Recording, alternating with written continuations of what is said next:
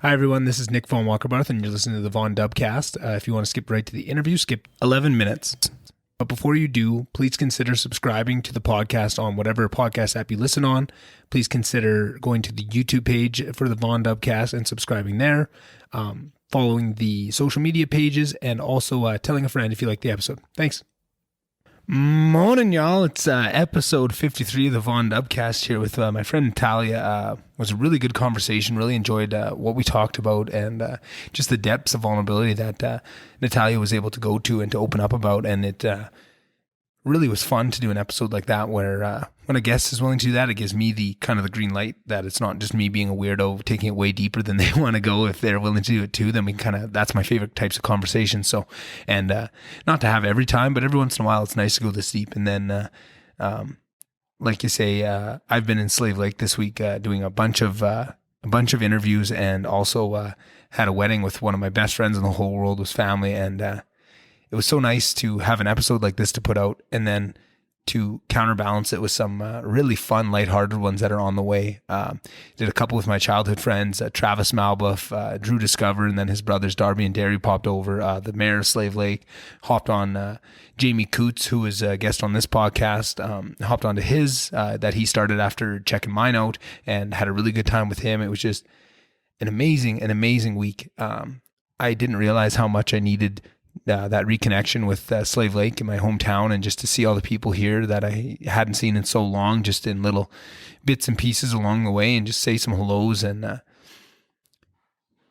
also got to hear from some people what they thought of the podcast, and just the support that all these people have. And, so I heard from so many people, I checked a couple episodes, I really liked them. Usually only the people I know, like Slave Lake people, which is awesome, right? Like, I always want people just to, if you want to give an episode, you don't know somebody to try, you can. But if you like the ones that the people, that's fine too. It's all up to you of what you want to listen to. And hopefully I'll just keep getting better. And then one day it'll be so good that every episode is one that you want to check out. But I definitely understand that that's not at this point, and I'm just working towards that. But man, was it really nice to feel that support, and to reunite and almost just to remember what makes Slave Lake so special, and just these people, and just the laughs we had. I swear this wedding was it was tiny. There was, I think, 8 of us in the wedding party doing all this stuff all day, and, just their parents were there. It wasn't really, it was in this tiny little church in the middle of nowhere, that's like 100 years old. It had no heat, no electricity, and we just took the most amazing pictures, and had these photographers and videographers from the city just absolutely busting a gut at us redneck Slave Lake guys, just making the funniest jokes and just trying to make them laugh. And I think they had a good time. I hope they had a good time. I don't know, but we sure did. That's for sure. And just to, it was my buddy that was getting married, but his little brother was also the best man, and hadn't hung out with him in quite a while, and just had forgotten how much fun we have. Like, we just grew up together, always cracking jokes, and just busting each other up, and our sense of humors are just so linked when you grow up with each other, and have that many laughs shared. And I got to see that with a bunch of people, right? Like, just when I interviewed Travis, I came upstairs, my guts hurt from laughing. Same with Drew. Like, just to see those things and having those types of conversations, it reminds you of all these things you forgot, and these pieces of who you are that you forget. And it was just what a week. I didn't realize how much I needed this, but I just feel like I'm recharged, full of energy after that experience, and just ready to get back to work and attack and do more podcasts. And I can't wait. I'm probably going to end up getting antsy and start releasing more than one a week here, because I know I have so many cool ones in the can that I want to get out. So just knowing myself, that's probably something you guys can prepare for. What else did I want to cover? So in this episode, there's at one point there's an audio issue. We had a couple bathroom breaks in this one, so you hear a lot of cuts just when we use the washroom. I think we had a visitor at one point, lots of action, so there might just be some chops in here, but the conversation is really next level in this episode. And I think even people that don't know Natalia at all, and maybe even don't know me, just to talk about mental health like we did, as openly as we did, I think that is going to really help people show what mental health can be, because mental health is so many different things to so many different people. And I'm hoping, mental health comes up a lot on this podcast. I'm just hoping so many different people tell their stories, and I can kind of, just every time I probably reiterate stuff and then add a little bit to it for myself, and you guys can get to know my story and hear a bunch of other people's, and hopefully one of them might match up with something that you feel and that you can take forward, maybe learn a couple coping mechanisms or just feel less alone about that. So that was really awesome. And I just have to say thank you to Natalia, because without her being willing to do that, I can't have these types of conversations and people can't learn from them. So that was really awesome. There's also some Mandalorian spoilers about an hour into the actual interview itself. So maybe after this little intro part, if you wait an hour, if you are planning on watching The Mandalorian at some point, heads up, we do talk a bit about it. I hate getting spoiled on podcasts, so I thought I'd give a little heads up here for those people that skip the intro. I guess they're SOL. Fuck those guys. They don't want to listen to my beautiful voice talk to myself for 10 minutes at the start. They get to feel the full wrath of the Mandalorian spoiler. So that's just life. That's showbiz, baby. What else? Yeah, like I say every week, if you could do me a big favor and tell somebody about an episode if they really like it or if you really enjoy it, following the Instagram page and the Twitter page for the VonDubCast. Going to be streaming here probably in by the end of the month, hopefully, if I can get a couple things to fall into place and a little bit of time to plan some things out. And yeah, like I always say, I always got big plans on the horizon. You guys have seen a couple of them. This trip to Slave Lake to do a bunch of interviews like this was kind of my trial run for it. That was one of the exciting things I wanted to do, because now I feel confident being able to do it and go. I know Lloydminster, Alberta has about 5 or 6 people I want to interview, and I would rather do them all in person and just find a weekend. So I'm going to probably do that sometime in the near future. I think heading down to Calgary would be appropriate. So if you're listening from either, in Edmonton, I'm there doing this all the time, but specifically the next one's coming up is Lloydminster and Calgary. So if you know anybody in those areas that I could add on to that list and maybe add them to the rotation, please let me know. I'm always looking for guests. Like I say, I've never said no to anybody coming on yet. I love when people approach me. It's the hardest part is finding people to come on the podcast. I've told people many times, if I had enough guests to come on, I would do 2 episodes a day, every single day that I would record. I love this so much. It's just takes quite a lot of legwork. It's a lot of hours going to just lining up and scheduling to get somebody on the podcast. So if you have any ideas, it means the world to me when people come up with good guest ideas. I got so many from people this weekend. Just, oh, have you thought about this, or have you thought about this person? And I eat that stuff up. They might not be able to interview all of them, but just to start that, even if 1 in 10 end up working out and line up and get on the podcast, that helps me so much. So I really appreciated that.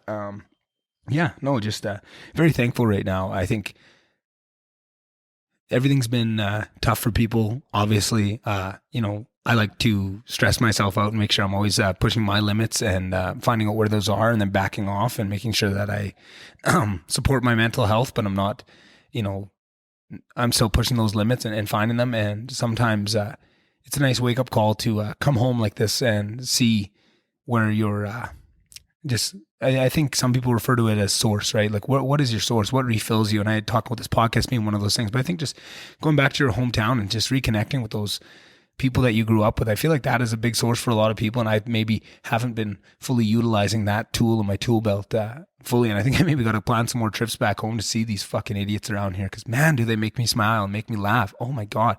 And cry. Holy Christ, did I cry this weekend, guys? Let me tell you, the wedding, it's like your brother's getting married, and, who he's marrying is also one of my best friends. So it's like, you get it from both sides, and just the amount of emotion flowing. And that was like my secondary family. I grew up over there, and it was just nice to see all the love in the air. I don't even know what more I can say on it. It was just a very special time for me. And I'm very thankful that I realize that, and I don't think I'll be making that mistake or forgetting that lesson anytime soon. I shouldn't say that. I probably will. I'm the most forgetful guy on this side of the Mississippi. But like I said, what else do I need to cover in this little intro? I think that's about it. I think you guys are really going to enjoy this episode. If you're listening to this intro and you're trying to decide whether this is an episode that you want to skip, or if you want to listen to this one, maybe you're one of those people, like I heard a lot of people say this weekend, where you just listen to the ones where you know the person.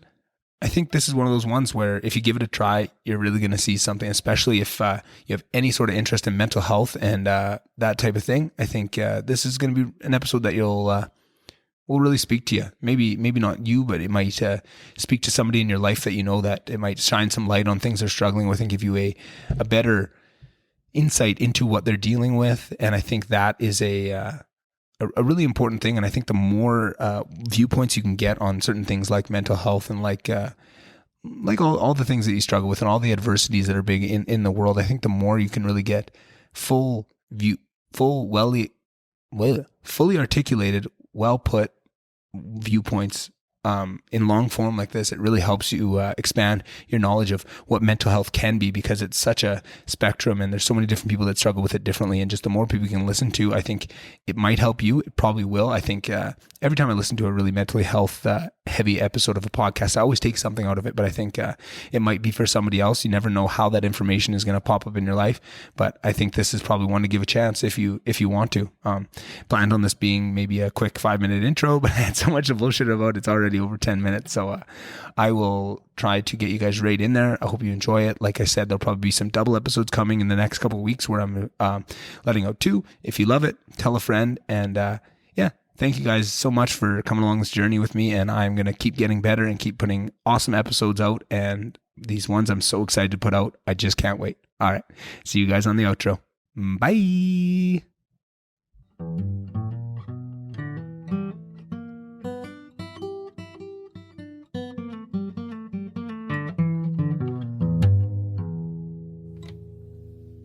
All right. Thanks for being here, Natalia.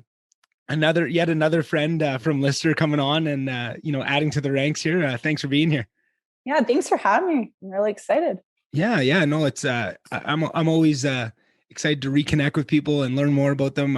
It's been a fun mix of people I know quite well and then people I don't know as well before. But I feel like every time on the podcast, if I don't know somebody, I really feel like there's that connection after. It's hard to sit for, an hour plus with somebody and not have a little bit of a connection. So I'm looking forward to learning a bit more of who you are, maybe underneath the first couple layers that we get into, just having a couple beers and throwing some dodgeballs around in Lister. Yeah, I was almost debating grabbing a beer for tonight. I'm like, should I? Well, I mean, it wouldn't be the first podcast that has had a few beers in it. The first couple there was no video for, and there was a couple where you could just hear the snapping of cans opening midway through. And I was thinking, I wonder how many people will put this together. What's going on behind the scenes? The count. Yeah, exactly. Every time you hear them opening and you can. Yeah, exactly. For almost all the Lister episodes, I feel like that would match pretty well with the history there. And maybe that's where I'll start. I've had lots of people on that, went on that Lister journey. Recently just had Sam Wright on. We talked about his journey through like being the LHSA president and kind of that battle. And I've heard so many different stories of what Lister is to people, and it seems to be a special place. That's almost guaranteed. But what it is to everybody is a little bit different. What was Lister to you, and kind of what was that experience, and how much did you know about it going in? So I knew almost nothing because I was the oldest kid. I was from Southern Alberta. Mm-hmm. And so when I was signing up to go to Lister, I was like, I don't want to get distracted by like partying or all that. So I actually chose the quiet floor on Mac. Yeah. And I ended up on it. And I was only one of the few people actually chose it. And like super silly because past the first semester, I was a shy person and I was just introduced to alcohol.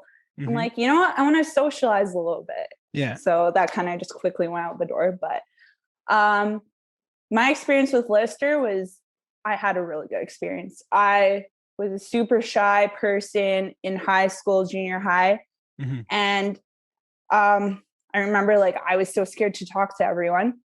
And then once I started drinking, the person I was just started coming out because, your all your walls come down. And then when people started like laughing at what I was saying, when I was being myself, it kind of started realizing that, oh, people actually like me for me, and I don't have to hide who that person is. Mm-hmm. And then eventually it just became me being myself and feeling great about it. So Lister really helped me start that journey of self-acceptance. I'll say that. Mm-hmm. And I think that is one of the most special things, and something that comes up with almost everyone I ask about that is that little bit of finding yourself and having the room to let out who you truly are. That's what I think makes Lister special. And I think that was very similar for me.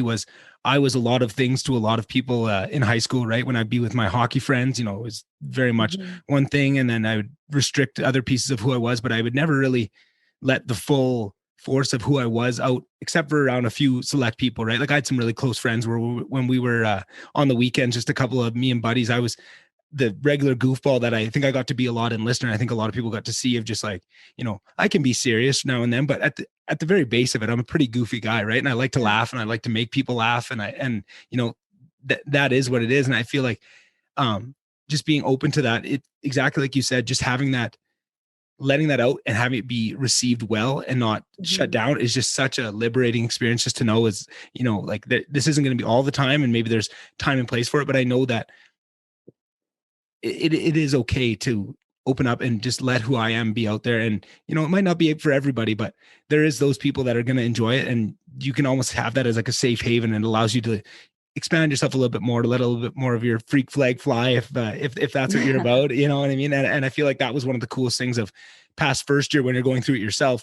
Then, for those of us that came back and, did two or more years, was to watch the young first years come in and help create that experience for them and show them that that's okay. And you can be whatever you want. And that there's all these different kind of people and different scenes that you can hang out with, and just trying to facilitate for them. I found that was one of the most rewarding experiences for me, was just getting little first years and molding them and showing them the ropes and that kind of thing. And just knowing all those feelings that you just felt and being able to kind of help them through that and be who you would have, be either who you be that person that you had to help you through in your first year, or be that person that you would have wanted to have if you didn't, right, in any area.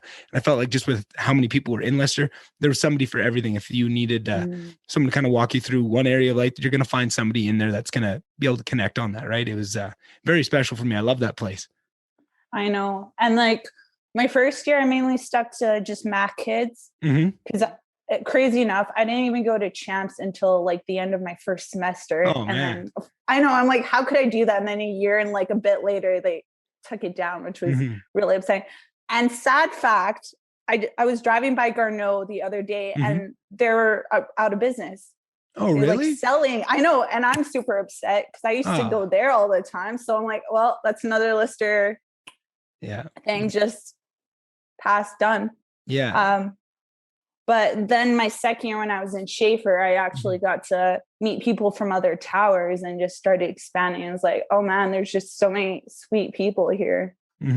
Yeah. And in similar situations too. So you're kind of on level playing ground. It's, nobody's above anybody else. And I mean, there's always the little social kind of cliques in there and, popular kids. That always kind of happens. But at the very base of it, right, that super popular kid that maybe, runs Listener, everybody knows him, and somebody else, you go to a class together and you're the same people, right? As soon as you step out of that, you're all in the level playing field of like the school and stuff. There's just so many different levels to it that made it what it was. And I found that I had so much learning there, and really took me to places that I never thought I would go, and maybe opened up my experience and softened me up a little bit. I think coming from I was so sure of my ideals and who I was and the values that, were handed to me growing up where I grew up. And then to just kind of have those busted open and just say like, oh man, like that's not what life was. And you can kind of pick and choose what values you want. You can build it for yourself. That was a cool experience. And I hope that there's other things that can act as that, what Lister did for maybe people like me and you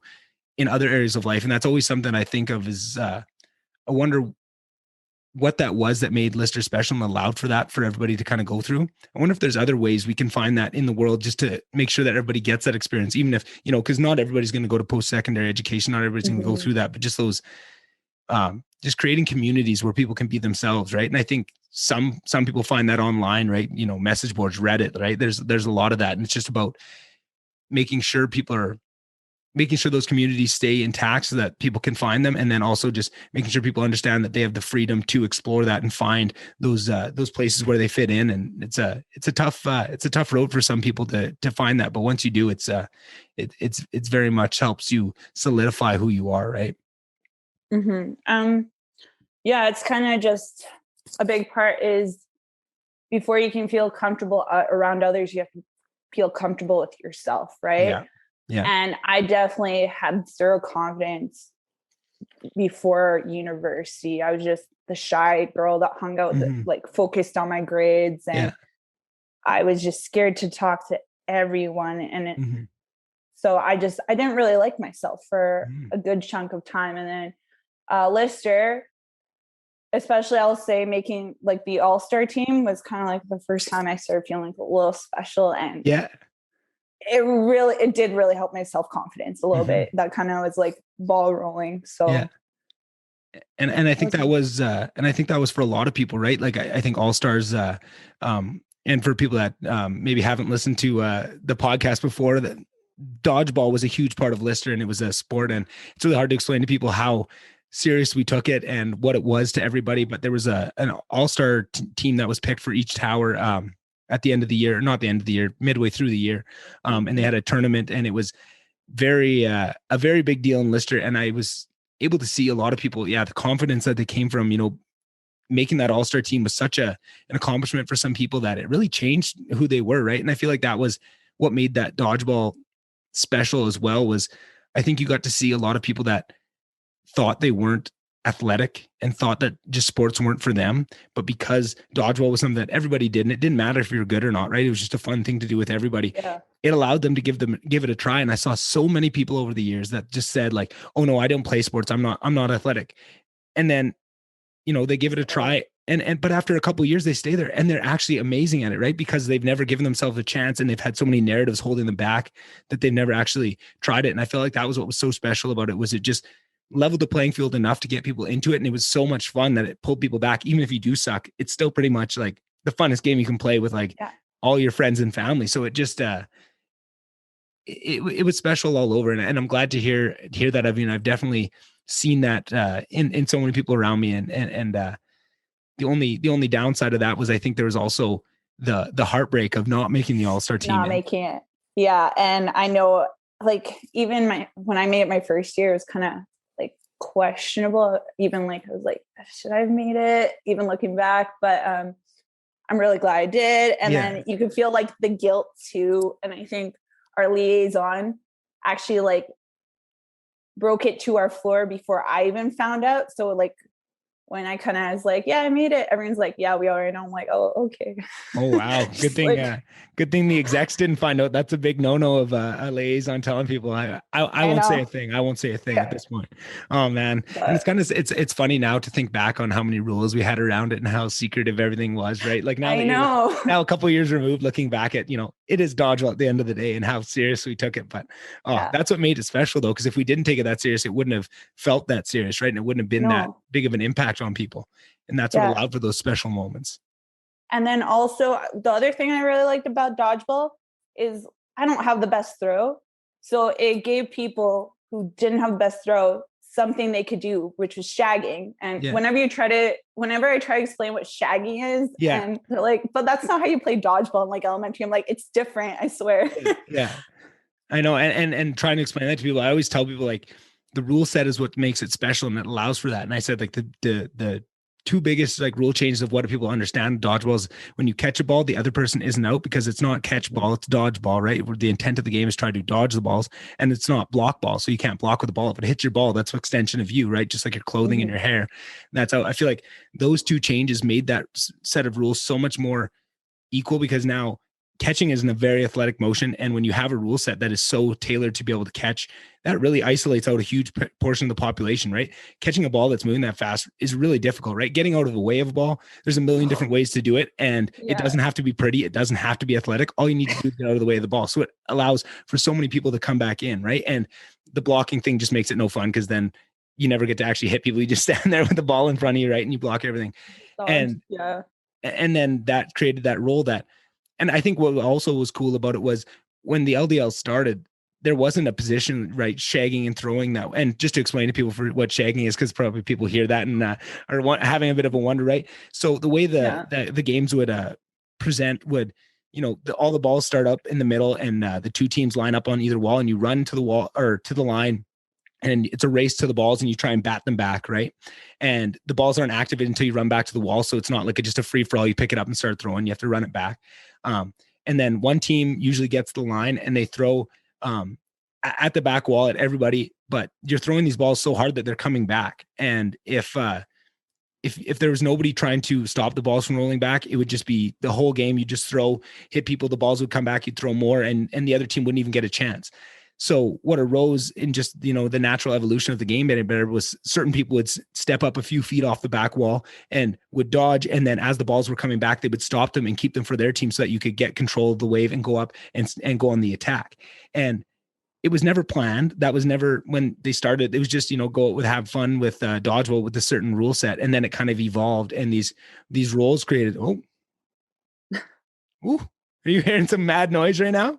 I heard some whatever it is, vibrations. What do I got going on here? Beautiful. Look at that. Look at that save. Well, hopefully that nasty sound doesn't come through on the podcast. And if it did, well, I'll edit it out anyways. Doesn't matter. Hey, that is what you learn on the fly as a podcaster, is how to fix things in the moment when it happens. I don't even know what I was talking about, but yeah. That rule set and dodgeball. Dodgeball, and what that ended up creating with having, everybody be allowed to play, right? Whatever your role was. If you didn't have a very strong arm, you could still find, a role within it, right? Even people that weren't very good at shagging and weren't very good at throwing, if you were really good at dodging, there was a role for you, right? Because if you just stay alive in the middle and, people can't hit you, that is a huge benefit to your team. So there's all these different ways that people could find usefulness on the court and could, tailor what skills they have to the game. So everyone got involved, and it was very rare for people that, usually the only people that didn't play in Lister were people that didn't really do any of the Lister activities, right? Those people that didn't really come out on the floor. Pretty much anybody that interacted with any of the regular Lister activities played dodgeball, which is what made it so special, because now everybody's doing it. Everyone's on that regular playing field, and everyone has that once a week where they know their floor is going to come together and have that, hour of fun. And for me, I know one of the big topics I wanted to talk to you about was mental health and what that does. And I feel like university was for me the first time, like the rubber meets the road moment for my own mental health, and for seeing mental health in others in a real way and watching them struggle and needing to help people through it and seeing what it was. And I think that is because, university is a hard thing to do. And I feel like what also made dodgeball so special was when you're stressed out, you have midterms and finals, and this is the first time away from home, and all that is weighing down on you, just to have that 1 hour a week or 2 hours a week where you can go forget about it all and just laugh and have some music pumping, get your blood flowing, get some activity, right? Like, I feel like dodgeball, for how silly it sounds to explain to people, what it did for that community is so undervalued in terms of more than just, the fun of it. And I feel like that maybe doesn't get enough credit for some people when you try to explain just to the muggles of the world, if you will. Yeah. Outside Lister. I mean, Lister had 4 houses, green, yellow, 4 colors. So it fits. It but it was funny who everyone's trying to argue was which house, which tower was which house. And I was also going to say kind of one other good thing about dodgeball, if you didn't get enough of it with your one game, you could go drop in, because a lot of times that would just happen. And then you can meet a lot of people that way. And that was a lot of fun. That's how I got noticed first too. It was just, I started going drop in and just playing, and it was fun because my team sucked in first year, so no one cared about it. Me too. I was in the exact same boat. And in first year, you couldn't keep me from a drop in, right? I was at every one of our games. I was at every one of our practices. I would, sneak into other people's practices. Every drop in, I was there, right? And you could see those people, and those people kind of connected, right? And you could connect over your love of that game, and it was easy to make friends, right? And people that were, very shy and maybe struggled with approaching people, it was an immediate in, you just get hit out or a ball bounces between you and you're laughing, you walk off the court and you're talking together, right? And just so much came from it. I feel like over the last 50 or so podcasts, I've talked about so many of the merits of what dodgeball is, and I feel like I still haven't fully explained it to people. Like, I think someone could listen to all 50 episodes and still not understand the all-encompassing thing that dodgeball was. And I think that it's a special sport, and I think that it's just untapped still. What was stumbled upon there is still not fully utilized or fully understood of what specialness was there. So I think it's not the end of the LDL. I think there's going to be people playing that game for a long time. I think there was something special, and whatever goes on, I think there's a way that it'll rise from the ashes. And another thing that I was kind of curious about, and maybe it'll bring us into the next area of conversation, was on your Instagram page, the Instagram stories that you've been doing lately. Yeah. Where did you come up? So do you maybe just want to, so I don't butcher it, do you want to maybe describe to people what you were doing? And I'm curious where you got the idea from that, and maybe I'd like to ask you maybe some specifics about it and some of the learnings that you came out of it, because I feel like I learned a lot just creeping from afar on it. Yeah. So what I'm doing is on your Instagram stories, you can ask a question prompt, and that's anyone can answer it. So they reply to me. I'm the only one that can see it. And then I can share their response anonymously to my stories so that anyone who follows me, and now that I have a public profile, can also see it. And so I try to ask questions that incite thoughtful conversation about important topics that I just feel need more discussion, taboo topics that we're afraid to talk about, stuff like that. And what kind of got me the idea is I was thinking about it too, because someone else asked me about it, is, a few things. One, I just get a lot of ideas in my head and I usually just run with it. I have a million thoughts in my head going at any point. Yeah. And then one of the things, I don't know if you know Anthony Padilla from Smosh. I don't think if you remember Smosh, but he was one original YouTuber. So he has this thing on his YouTube channel now. He's gone from Smosh, where he talks to people, 3 different people that struggle with something or have gone through something, and has a YouTube video. So one I just watched recently was about ADHD, and he would talk to them about it and their experiences. And it's very thoughtful questions. So I think that was one of my inspirations.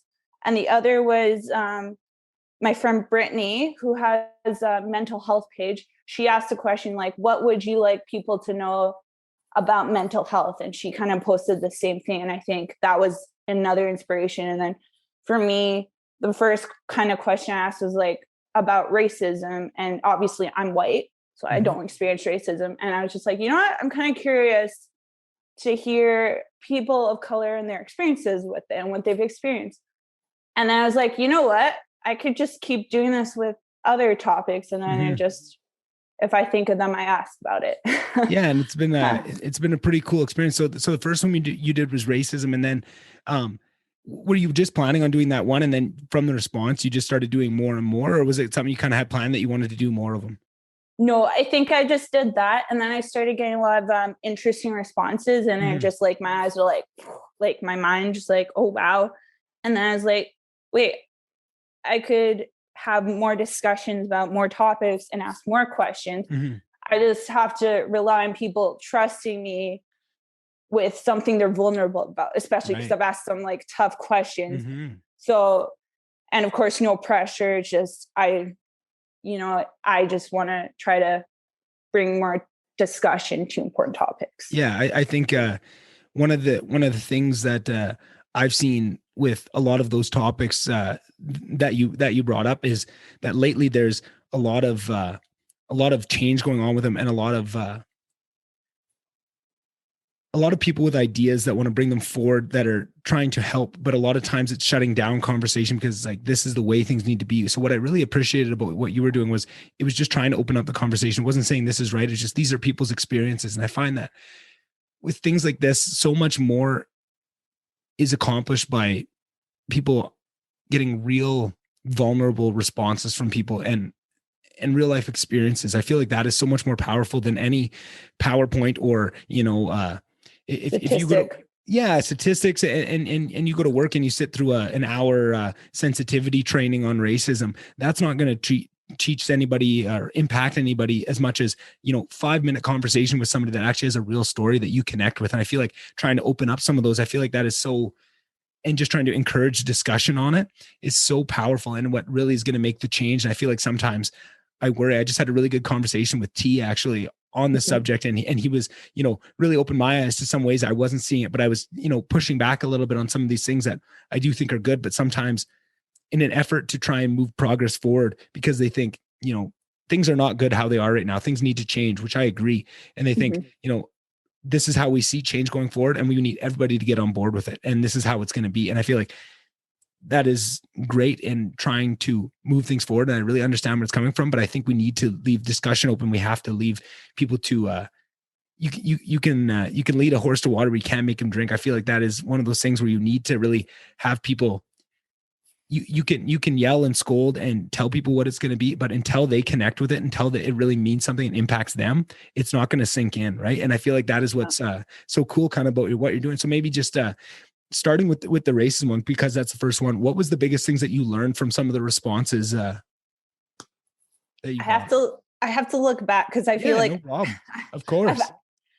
I'm glad I saved them all. It's just like there's been a lot of questions now. Yeah, of course. And I'm glad you saved them too. And I think that people listening, that'd be awesome for them to they can go to the page and kind of see what we're talking about, right? If they just go to Natalia and Mitura, which is like my full name. Yeah, I was going to take a swing at trying to pronounce your last name correctly, and I second guessed it halfway through and started giggling and then didn't. But I think that was kind of one of the things I did when in preparation for this, was just reading back through them and going there. And I was glad that you saved them, because it allowed me to reflect on one of the ones that I kind of read in the moment and maybe didn't give enough thought of, or that I'd kind of forgotten about. And that's kind of where I got a lot of the questions that I wanted to ask about today, was from that. So thank you for saving those. And I think that is going forward, you should definitely keep doing that, because that's awesome. I will try to. And of course, social media, I have to like also limit myself, because I know it affects me negatively. So, and like reading this stuff can be hard too. Oh, of course. You're taking on a lot of people's very deep experiences, right? Which is a lot to take through, right? Everybody's vessel is different, and a lot of emotion. Everybody can handle different levels of emotion, but sometimes these topics just pack so much that no matter how much you can take, it's just a lot to go through your mind and your body, right? Mm-hmm. Yeah. What was like they all kind of did. A lot of them is like, go back where you came from, which I find ridiculous, because my parents are immigrants, but because they're from Poland, they're white and they have an accent. And there's a lot of people of color who were born here, didn't even immigrate. And my parents aren't being told to go back where they're from. But there's these people who were born in Canada, and they're being told to go back where they're from. It's like, they're from Canada. Yeah. Canada is not white. Like, it's not made up of just white people. Hell, we came, like, First Nations lived here before white people ever did. So that was one thing. And then another was exotic. Like, they get told they're exotic, which is such a backhanded compliment. And also another one's like, for an Asian. It's like, oh, like, you're good looking for an Asian. And it's like, which is super backhanded, right? And just those little things that people don't realize they're doing, and they don't. And I feel like one of the biggest discussion pieces, and I feel like what gets missed just lately, I feel like, because there's so much pressure to make change happen right now, is telling the difference between ignorance and not ignorance and racism. That's the wrong way to put it, but the intent of what somebody's saying, right? And it doesn't change the effect of what someone hears, right? When somebody gets called exotic like that, even if there's no negative intent there, right? Like, it doesn't change how it's felt. Yeah, it still hurts all the same. It's how it's received. But I feel like in trying to correct that, I feel like if you lose sight of that, even though like holding that as a truth, that it doesn't matter because of how it makes them feel, that's the thing that matters in that situation. How you go forward correcting it, right? Treating it as ignorance or as hate is very different in the outcome. Right now, you try to correct somebody. If you come at them trying to correct it as if it was hate, it's not going to be as accomplishment as if, hey, I think you just don't understand what you're saying there, by saying that, right? And trying to bring people forward. And I feel like with all things of trying to move progress forward, I feel like holding compassion for both sides, right? I feel like there was people that have been through so much and so much change that needs to happen. And was such a lack of compassion for the situation they've been in for thousands of years, right? Like, this is not a new issue, that it's hard for people to have any time for compassion for the other side with these people that need to learn and need to update what their thinking is. But I feel like it's almost like it's almost like having a dog on a leash, and you want to train it to walk with you, but you're beating it. And it's like, I see what you're trying to do, but if you want to accomplish that, like the goal we all want to get to of progress, we need to help, hold compassion for both sides to bring that forward. And I'm sure that is one case, and there's always cases where it's different, right? And sometimes it is genuine hate, and that is out there in the world, and you can't pretend that it's not. But I feel like trying to treat everything case by case and keeping things open to conversation and open to bringing people along for them, right? Keeping space for people to change and keeping people abreast of it. I feel like that's such an important piece that doesn't seem to be as emphasized lately, but I feel like it's so crucial if we really want for this to be effective. That needs to be a part of the conversation, right? Yes. And a part of like not being able to allow people to change, cancel culture. That's where it is. It's like, when people bring up things that somebody did 20 years ago to now, and they clearly show that they've changed, let that go. They've learned. We're all born ignorant. We all don't know. And we all take in the information, and we have to all get educated to be aware of these issues. Like one thing that I know I have a hard time wrapping around, and also generational differences. Like my dad being a boomer doesn't understand mental health. And that's something I've really had to try to explain to him and what I struggle with. Because for him, it was always just like, oh, just ignore it. Like, just be happy. So, but one thing I really find that I have a hard time wrapping my head around is, I feel like I'm going to say this incorrectly, but how people identify, right? How people identify themselves, like in their gender, like I'm them. For me, binary, like all those different terms, I have a hard time wrapping around my head around it. And I am trying to learn. It's just, it's really hard for me, you know? Right. And I love so many of those things you said there. And that's one of the big ones. And that was something I hope we got to today, because I feel like that is somewhere, I feel like that's a prime example where I feel like there's better ways we can go about educating people to be more okay with that. And I feel like we get so broken down into these terms and these binaries of all these different things. And you need to learn these 30 new terms that you've never learned. That's a lot to ask of somebody, but I feel like there's better ways to go about it. And just to understand that, you know, there's femininity and masculinity in everyone, right? Across the spectrum, whatever you are, you're going to have pieces of both. And it's one of those things. And I feel like what is hard for me, what really shuts down the conversation is, at a certain degree, there's certain people that think that there's no such thing as masculine and feminine. This is all construct. There's not, like, you know, men and women aren't even different, right? It makes the conversation convoluted and hard to be had. And I feel like there's a certain level of, you know, there's evolution. There are, you know, masculine and feminine traits, and that is okay, but they're all in everyone. It doesn't mean if you're a man, you don't have feminine qualities. And if you're a woman, you don't have masculine qualities. And I feel like if we try to push people towards just understanding that and being okay, I try with this podcast to make a really big push towards, you know, men finding their femininity, right? Like I'm a very soft guy. I'm super emotional. I cry all the time, more happy than sad, but you know, like I feel things very deeply. I'm very compassionate. I have that.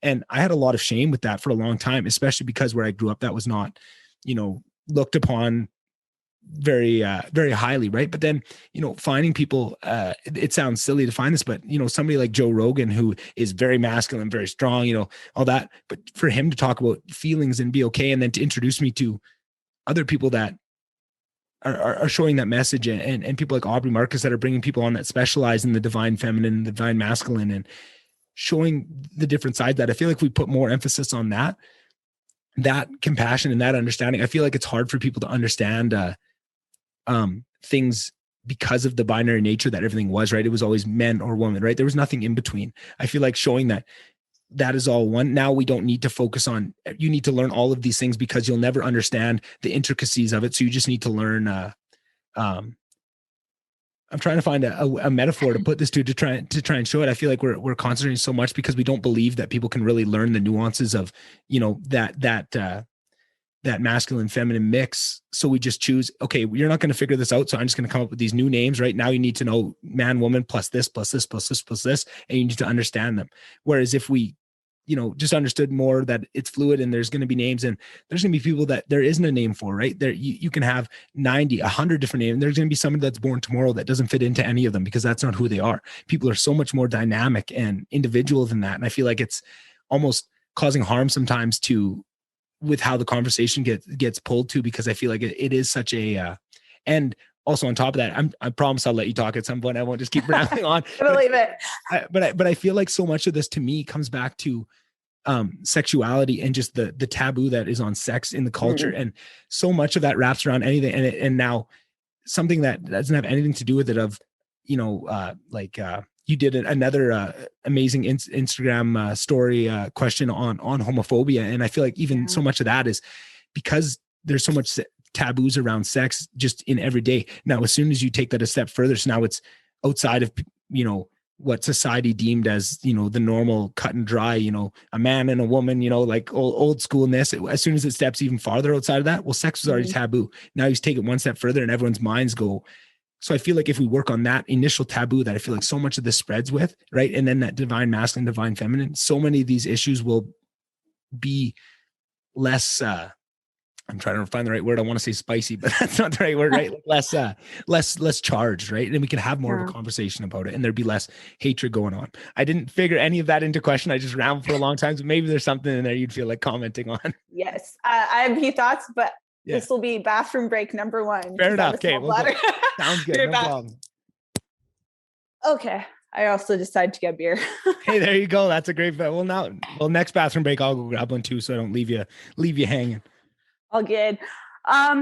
Yeah. So I was going to start with the feminine, men expressing their feminine side. My favorite, I have both good friends that are women and men. I love I love hanging out with everybody. Even for slightly different reasons. But I'm finding that my favorite guys to talk to are the ones who do embrace their feminine side. I would say my boyfriend definitely isn't too afraid of that stuff. He'll do face masks with me on Saturday. We both went for a pedicure. He didn't get his toes painted, but he just, got his feet done. And then also other fun thing, there were 2 other grown men there getting pedicures. And the one guy's like, son, do you want a pedicure too? And I was like, this is great. A lot of feminine stuff is awesome. And men should not be scared to embrace that. And same with women, they shouldn't be afraid to enjoy things that are considered more manly, Yeah. I couldn't agree more. And I feel like definitely we are, I feel like there's some really good change happening on that. And I feel like it is opening up and there is a tide turning there. But I feel like sometimes I worry that I feel like the masculine qualities, and I mean, toxic masculinity is another one of those spicy terms where it has a lot of connotations to it. And I feel like there is so much of what is a part of masculinity that also needs to be held, because I feel like it is very important to us. I feel like when times get rough, there is some pieces of that masculinity that, some parts of it, left unchecked can become toxic, but I do feel like we can't sacrifice that. I feel like that is what I love about someone like a Joe Rogan. And I don't mean to toot my own horn, but someone like myself where I'm very in touch with my feminine side, but I'm also a dude at the end of the day. And I very, and I have a lot of that and I try and work on some of it. And I find when it serves me and when it doesn't, right. And trying to parse that out. My temper gets me in trouble. I am I'm a happy-go-lucky guy. I'm very happy, but my anger is just, and I feel like that is because, a lot of emotions weren't taught to me as a child. It was kind of anger was the only one that was allowable. And now that becomes your default and that serves you. And that is very important at times, and sometimes at work, having a little bit of that fire and about, when things need to escalate, it helps me at times, but it also hurts me at times. I feel like there's beauty in both. And I feel like so much of how we want to fix things again, it's that pendulum that swings to one side. We see, toxic masculinity getting too short. So then we shove it all the way in a corner. And now anything to do with manliness is vilified. And it's like, that's not the solution. I see what we're trying to do here, but we need to find that balance. It's always got to be somewhere in the middle. Right. And that's where we're getting to. It seems like, and this is actually, I saw this on an Instagram story yesterday and it just ticked me off. Yeah. I would consider myself a true feminist. And a lot of people are going to hear that and be like, feminists. And I'm like, no, not the ones who claim to hate men. That's not true feminism. Feminism wants equality for both genders. It's just that women are a disadvantage inherently. We only got the right to vote 100 years ago, amongst other things. Right. And I for sure have experienced being paid less for the same stuff. So there is that inherent, but where did I start? Yeah. She was talking about how all men just need to not exist. And I'm like, and just the whole concept of all men are trash, all women. And then when men say all women are bitches, it's like, can we not pit each other like against each other? Can we just try to hear their side? Because men have struggles too. I mean, they can't talk about their mental health. Like if they get sexually assaulted without being shamed for it and being like, no, that's mental health. Like, no, you're a man, you don't have emotions. When it comes to sexual assault, it's like, no, you're a guy, you love sex, so you wanted it.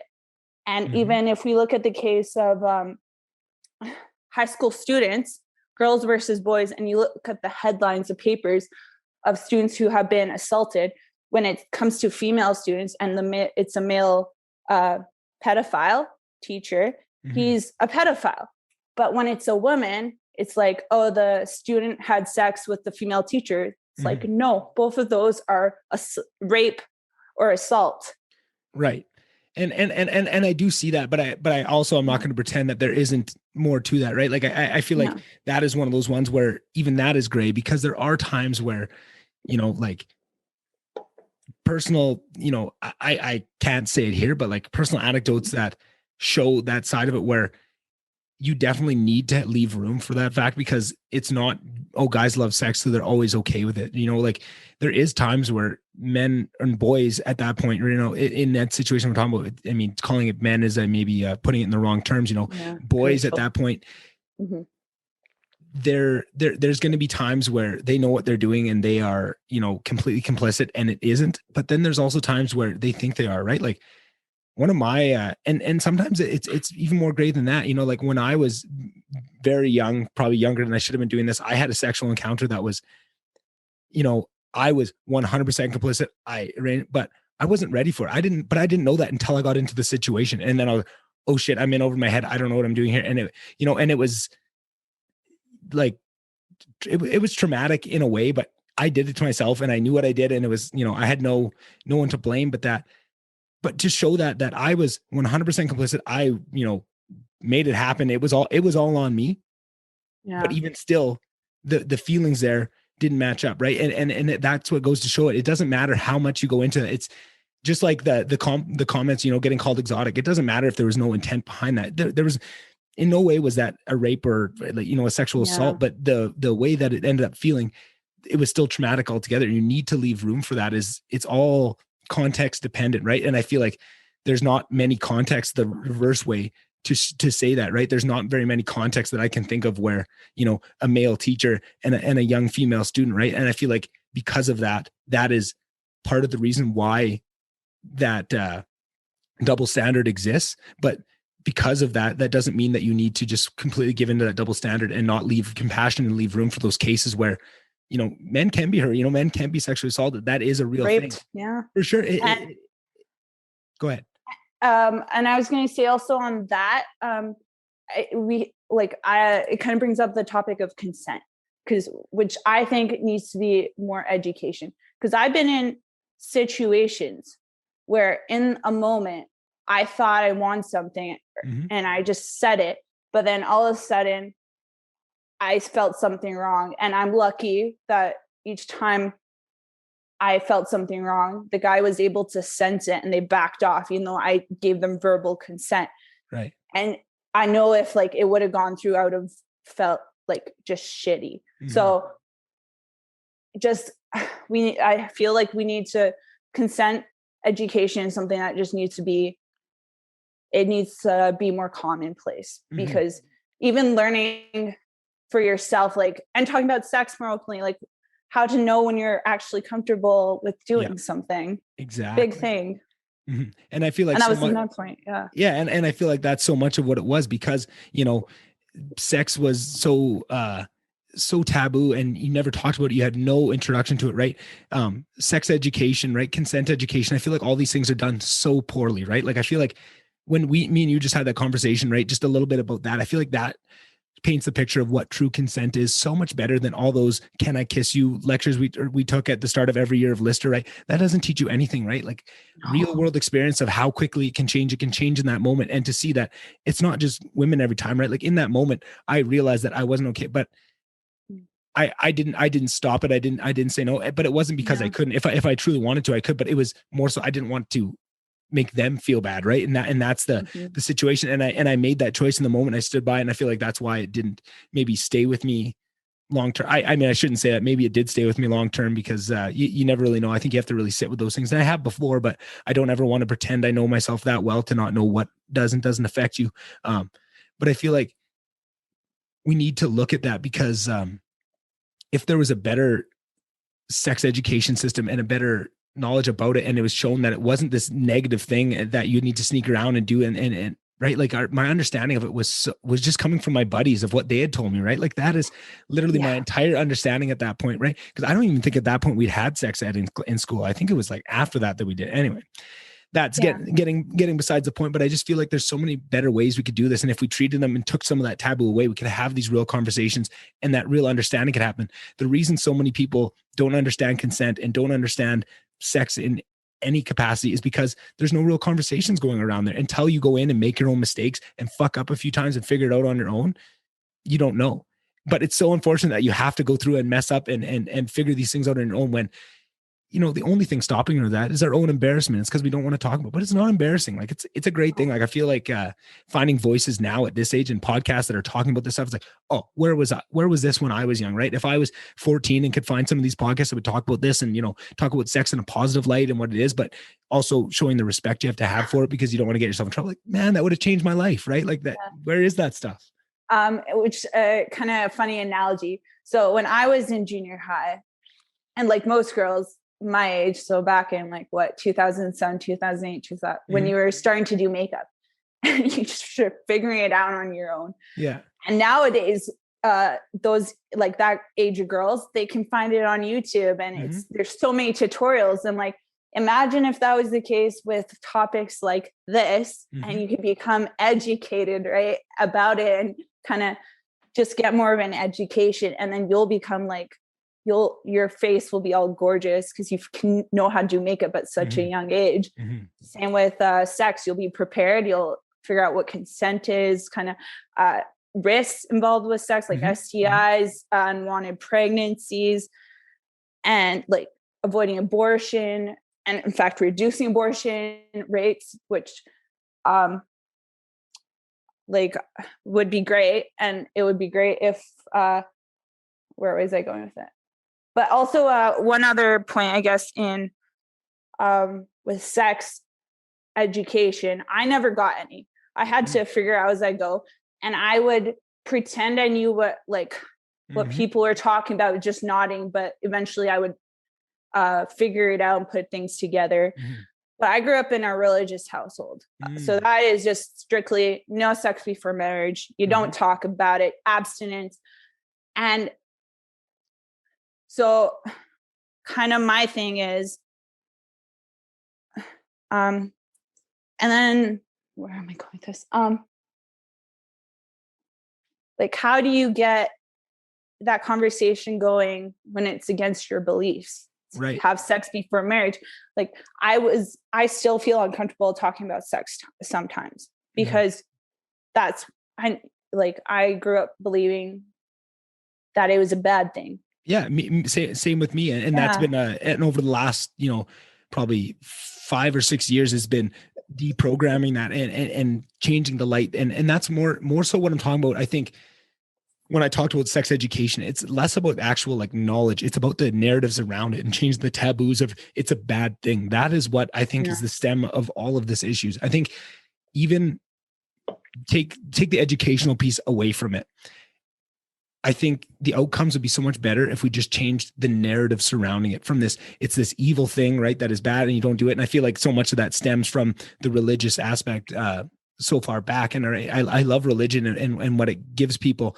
And I'm a big proponent of it now, but I feel like that is maybe the one area where, and I think that's just specific religions where I'm more of a fan of religion in principle. It as more of like 1,000-foot view. And I think there are religions that do have a much better understanding of what sex is. And I feel like it's just, even if you don't teach kids what it is, if you still, you know, teach them the risks and that sort of thing, but that it's not a bad thing, that it's okay. It's something that you're probably going to enjoy in your life at some point. Let's not dance around it. Right. Like, I feel like it's okay to ask questions because you're curious about it instead of suppressing those questions. Right. Because if kids are asking you questions, then you can have conversations, and they can feel safe to come to you if they your kids can feel safe to come to you if they're thinking about having sex, and then you can have those discussions and get them what they need to protect themselves, you know? Exactly. Like I remember this perfectly. I remember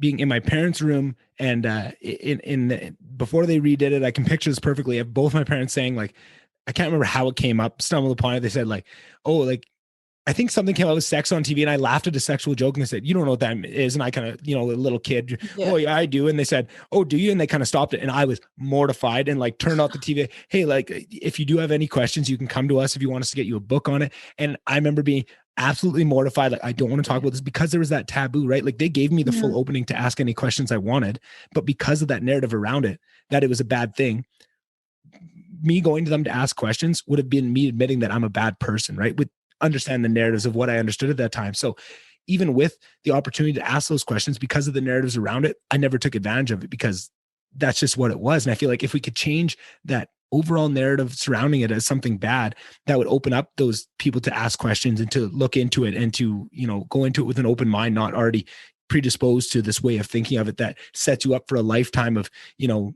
seeing it through this lens, because that's really hard to decode. It's hard to take that out. That is deeply ingrained in people. I'm sure you talk about, right? It's awkward to talk about to this day. It's because of how deeply those narratives are ingrained in you. And it's about that I think that is the work that we're doing right now to change that, is what's going to allow the generations coming up right now to live in a better world and come up with a better world where it's more okay and more, more nuanced and more well-rounded. Yeah. And I also like to say that I think even for women, it's like even like harder to talk about sex, because we're the ones that get pregnant and have to carry the child, and like and the female orgasm, like a lot of women don't experience pleasure because people are scared to talk about like getting a woman off. And it's so much more complex, and there needs to be discussion, and there needs to be open, and like people need to understand that so they can explore in certain ways, right? Like, and women, it needs to be okay for women to masturbate and to realize like how to find pleasure with their own bodies, because if they don't know how to find it, they can't talk to their partners about it. And then a healthy sex life in a relationship helps the relationship. Like, so that's unless you're like asexual, that's kind of the exception, but that's like for most couples, a healthy sex life is one of the pillars of a good relationship, right? They say when you have a good sex life, it's 10% of your relationship. When you have a bad sex life, it's 90% of your relationship, right? Like it's one of those things where it is a huge hang up, and we're expecting people, we know this, everybody's known this, we've known this for a long time, but we pretend it's not. And then we send people out into the real world to have these relationships, and they're trying to, and they have no idea. And they're just so misarmed with information and knowledge and that green light to explore and find what it is that they enjoy, and then to be able to communicate that, and not, like that is something I feel like over the last couple of years of having very open partners that would allow you to, explore some of that, and not demonize anything, just being okay to, maybe everything's not up for everybody, right? Not everybody's going to be up for everything, but to at least say like, oh, I don't know, like maybe I've tried that before and I don't like it, but I'd be open to maybe building up to that. Or I've never tried that, I don't know if I'd be into that, but like, that's okay. And just to have that, I felt like every time I took a swing or a risk to say something that I was into, and it wasn't met with screams and running away, which was always the fear in your head of like, if you talk about this taboo thing, people are going to run, and they didn't. It was just that, oh, that breath of fresh air. And then you can go to the next step, and eventually you explore that. And you need partners that are going to be able to take that journey with you. It's something that's hard to do on your own, but if you can find that and search that out, and I feel like that is something that we should be educating people on to look for, is someone that's going to be open to that sort of thing, so that you can find what you enjoy, right? That is so much, is just about being open to it. And to, I feel like before, people wouldn't even know that is something they should look for in a partner, because it's so taboo that there's no conversation around it of what is a good sex life, what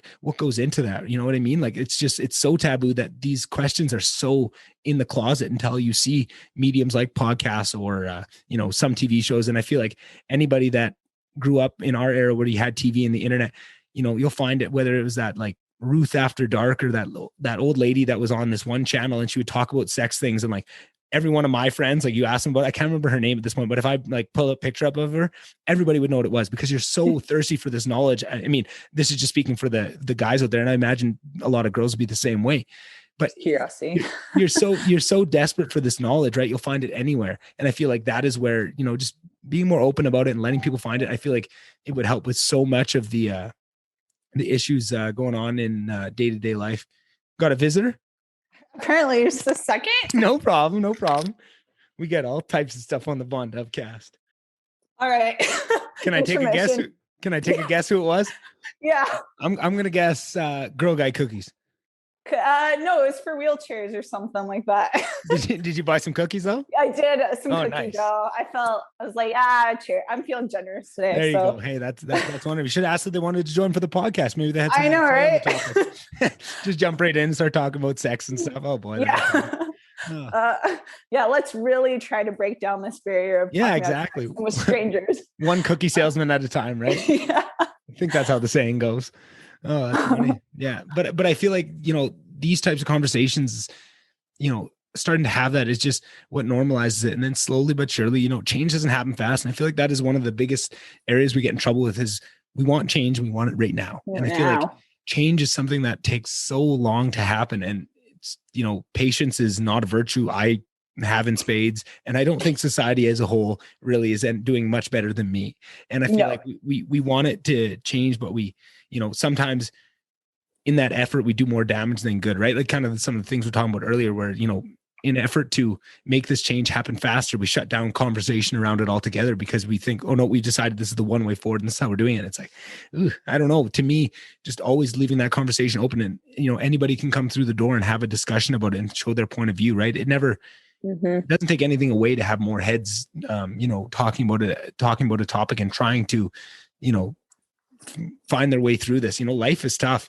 If it was any easier, we'd all have it figured out by now, but we're not. And that's why we need 7 billion people to, take their swing at it to try and figure it out. And if we all put our heads together, we might, find a little bit of a way through it. But I love things like your stories. It really starts the conversation on some of these things and brings some of these things out of the shadows. And I just feel like there's some big ones like sex where I think it stems into so many issues that we see every day. And it's like, instead of, going to, the homophobia rally and then the trans rights rally over here and doing all this stuff, you could really save yourself some driving and just focus on this one issue. And I promise you guys, like this will help so many of the downstream issues that stem from it. I'm not saying that's the entirety of what it is. And everything is multifaceted, but it's just so impactful. And I feel like for myself, this is the one small part I can do is just to be open about it on my platform and talk to about people. And if people are willing to talk about, it's not something that comes up maybe on every podcast. I mean, if it was up to me, it probably would. But I mean, if it was that, every podcast would be, sex, Star Wars, and podcasts. I don't know. That's all I talk about. Speaking of Star Wars, I don't know if you can see this. Oh, so that is amazing. I got my sister and her fiance I don't know what to call it, like a cinema replica, like the as good as you can get, really expensive replica, full size, like of Grogu with his little ball that's magnetic, goes in his hand, and it is the cutest thing. Oh my God, it was so good. It was a big hit. Yeah, I bet he's so cute. Like all the memes that came out, I was just living for it. Me too. Me and T, when we just we podcasted this weekend, and a really good chunk of it was just talking Star Wars and Mandalorian and that, because it's so good. It's hard not to, I know. And then seeing R2 is my favorite character, so just seeing him. Sorry, spoilers. Luke, him, and Grogu all together. Yeah. I mean, my boyfriend have Star Wars masks. I have Grogu, and he is R2. I'm like, now it makes sense. Like it works. Yeah. Oh, it's funny. But if R2 is your favorite character, have you ever seen the TV show The Clone Wars? No, Oh, no, I haven't. I because should. that is the peak R2D2. If anybody that's a big R2D2. R2D2 fan, like if you want to get his You go full watch it. personality of what he was, like back in the day when he was full kick ass, full functioning. Just Oh, starting to be sassy, hey? yeah, yeah. Oh man, that I was telling T, that TV show is, anybody that's a real Star Wars fan, it's a You gotta definitely a watch it. kids, it's a kids cartoon, right? It's not, I You're don't know. talking to a Disney animated fan, so Hey, there you go, right? It's something I just want to make sure everyone understands what I'm getting them into. It's not the Mandalorian by any means, but if you like the characters and the character development, oh, you can't get any better than that. It's so good. I'm just rewatching it right now. That's why yeah, it's in your head. yeah, exactly. It's coming through in all points. I mean, me and T were talking about these big topics and stuff, and I'm in my head equating it to the light side and the dark side. I'm like, man, maybe I got to keep that to myself and not bring that to this conversation. It's going to devalue what we're trying to accomplish here. Yeah. But maybe another question I could have is, of all those questions you asked on your Instagram story, which one was your favorite, or which one was the most impactful to you as a whole? The sexual assault one. Oh yeah. Yeah, that one. I mean, I've been through it, so it's just a lot of it was just like, yeah, I know how that feels, and it's just, especially, I think, I mean, I don't know about guys. I didn't get any guy responses, but I know it happens. But women, almost every woman I've talked to has her sexual experience with sexual assault. Right? It's very common, and which is it's tough. It's and I've there's a lot of good guys who I've done things with, and they understand consent. And so I appreciate that. I've only had the one experience, which I don't know if I'm lucky or not. Yeah. But it just seems like a normal thing. So it's just something, if we can get guys involved in the conversation, I think it's just seeing from especially a woman's side, it's a good thing just to see what we go through, how it makes us feel, and how it can last for years. Even for me, and I know a lot of people bring up when someone famous gets one case of sexual assault and it's years later, and well, why didn't she talk about it sooner? And to that I say, for me, it took years to realize what had actually happened to me, because it's traumatic. Your brain actively avoids thinking about that. Yeah. And you have to be able to think about it in a clear way. And for me, it wasn't until it was two things. One, it was my friend.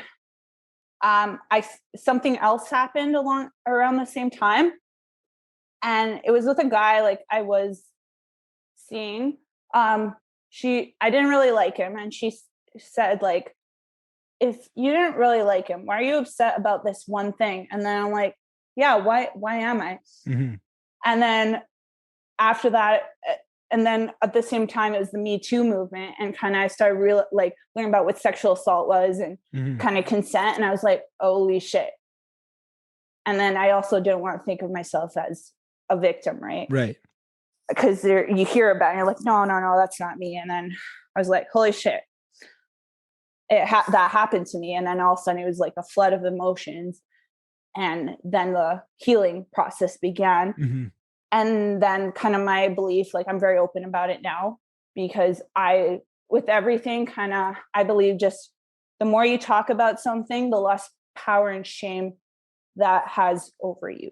Right. So, and now I'm in a place where I feel like I've healed from it. And I used to be taken back to that moment in time if I tried the act again. But now it's it doesn't happen. So you can heal from it, but it takes some time, and you have to first, a lot of time, just realize what actually happened to you. Yeah. And I think that's one of those things where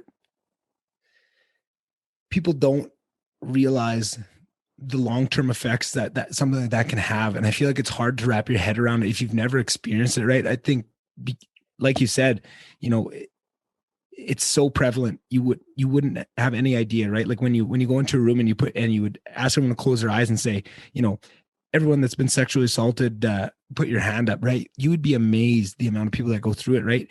And it's one of those things where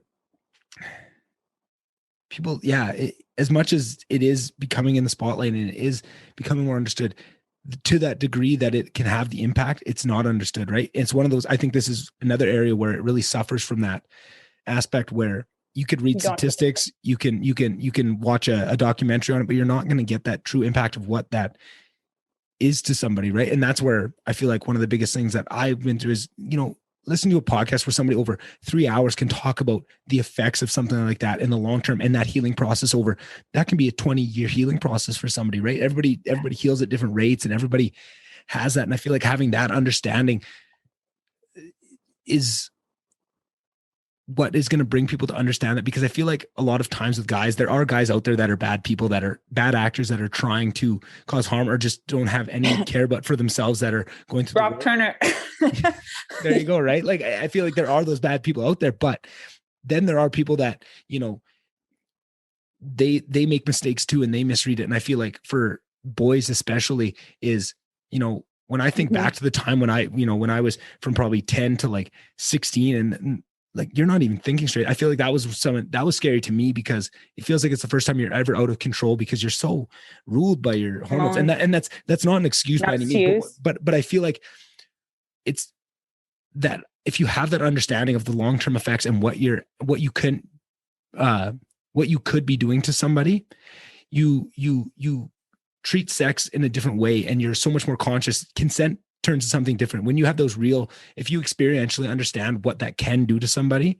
Consent now changes, right? If consent to you is just, I don't want somebody, like I don't want to hurt their feelings or make them cry in that night, that is one thing, right? Because now with those hormones, they can overwhelm that, that's one thing. But if you understand that you might be putting someone on a path for, 20 years of dealing with this thing, now you treat it with the respect it needs, right? Because like I talked about at the start, and that's kind of what I wanted to bring this back to, is I think that was one of the biggest, sexual assault and rape throughout history, is one of the biggest things that, abstinence and treating sex put as a big taboo was to prevent against that and to make it scary, because to try and get to people to control that for hundreds of years was just not going to happen, right? You didn't have the internet, you didn't have courses, right? People weren't in that position. There was no, teaching men consent back in the 1800s. That just wasn't happening, right? Well, because women were objects. Exactly. That were property. Mm-hmm. Exactly, like men's property. That's why. So women didn't have to give consent because men already had it.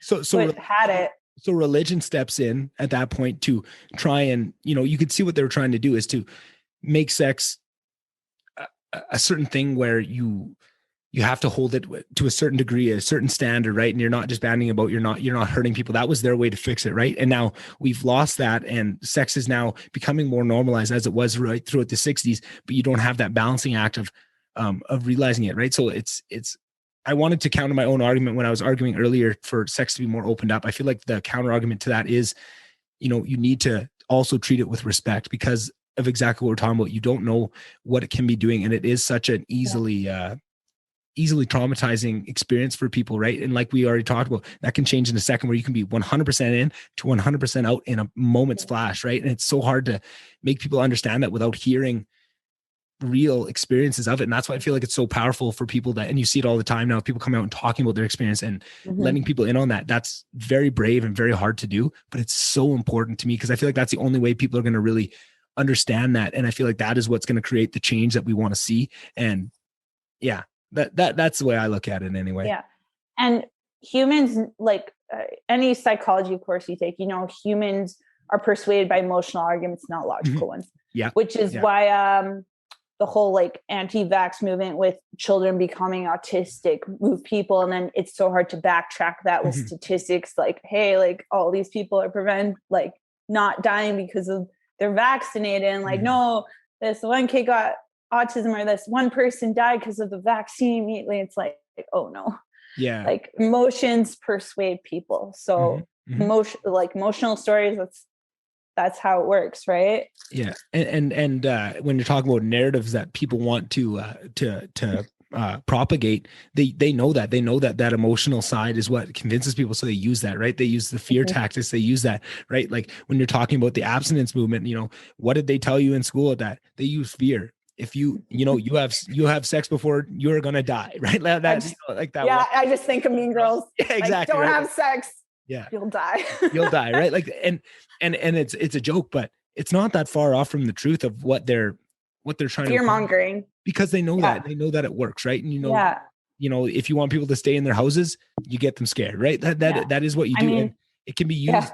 It can be used positively or negatively, but I feel like to understand that and to be aware of that is such a powerful framework to walk through life with, is understanding how effective emotional arguments can be and understanding that people know that and people will take advantage of that, because I think you see it all the time. People taking advantage of emotional aspects, right? You look at if you turn on the TV and watch commercials for, what are they trying to do? They're trying to add an emotional aspect 90% of the time, right? Like that is what they're trying to do. And it's like all those Africa commercials where they're trying to to sponsor a child, and they show all these pictures, sad music, and same with which this kind of ticks me off, but those pro-choice rallies that happen, they show you these fetuses coming out, and that's traumatic too. Like that ticked me off when they at the U of A when they just had those, and now they're trying to fight it. But that was one of the greatest things I've ever seen. I love that guy. God, he's just. And maybe funny. Just so I don't leave people hanging on that, there was a pro-life rally at the U of A, and they had these really graphic signs out there, and and inaccurate too. Yeah, inaccurate. Yeah, and whatever it is, right? That's their beliefs. I'm not one to shut people down, but if you're going to be, putting graphic imagery in the middle of quad, like I don't want to see that in my day. Give a trigger warning. It can cause trauma.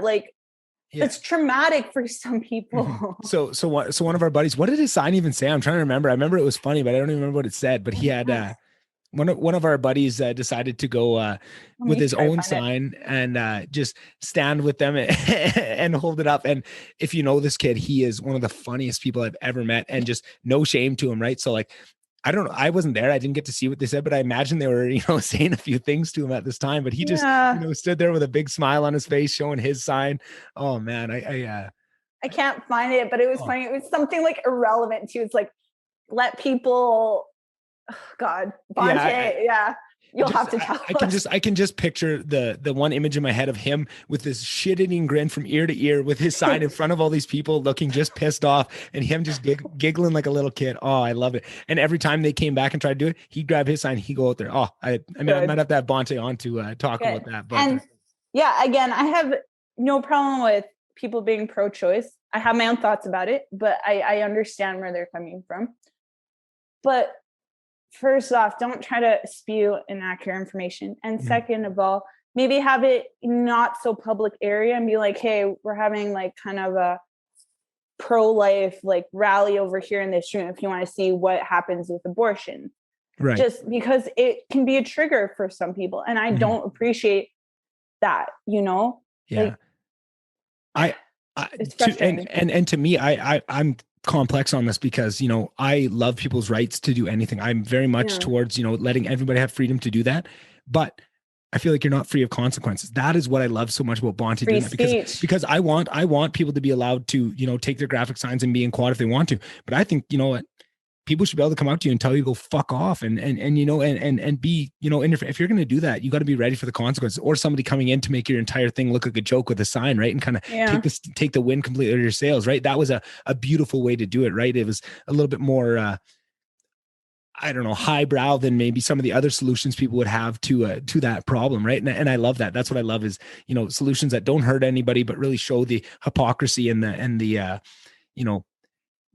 errors of their ways, right? And I love that. So to me, it was like, I don't agree with what they're doing here, but I agree with their right to do it, right? So I was in some of those things, right? And that's a balance that we need to have, because I feel like there's a dangerous road to go down of censoring everybody's rights to do anything, right? I feel like censorship needs to be, break glass in case of emergency. We have the craziest things going on, right? Where it used to be, and now more and more we see it slipping into, it's just something I don't like, let's censor that. It's like, that is a dangerous place to get to, because that is very powerful tool, that censorship. And as soon as you let the genie out of the bottle and they start censoring things, now they open it up to just whatever they want. And I feel like that is something that the last 2 years, probably, I've been extremely worried about, and has, kept me up at night. And is one of the reasons I started this podcast, was to combat that and to show what long form discourse can do to, it doesn't matter if it's a taboo subject, as long as you go into it with compassion and you're trying to help and you're trying to cause good,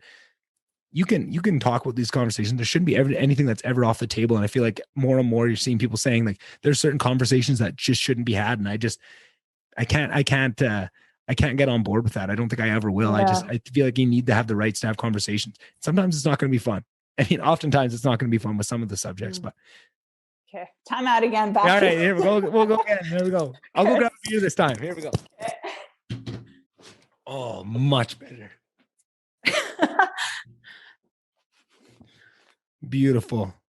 Lose the sweater, add a beer. Oh, beautiful. Cheers. Beautiful. Nice. Yeah. And back to the conversation thing. Absolutely. I think having conversations is one of the most effective things you can do. And one of the things I've been trying to do lately is, because I'm one of those people who, if I have an opinion and I disagree, I'm going to say it, because I've done my research on a lot of things and I feel like I'm well educated and I want to have a conversation. And when I was off of social media for almost a year, I would go on Reddit and just, because I was like, I have to share my opinion. And then I would go like read the comments and start like debates with people. And it was actually such a good skill for me to develop how to talk to people who had way different opinions than me, and not to get into the point of like, no, you're wrong. No, you're wrong. Well, you suck. And like using those arguments. And I feel like having those difficult discussions has helped me in my relationships with others, especially like with my significant other, and being able to use more statements like starting with I feel this way, or instead of saying you're wrong, I disagree with you. And like sometimes I'll be having a conversation with my boyfriend and we'll disagree about things and we'll say our little spiels, and at some point we'll realize, okay, this is where we stand. We just let it go and we just disagree, and that's fine. Like as people, you're not going to agree on everything. There's not one person who's going to agree with you on every single thing.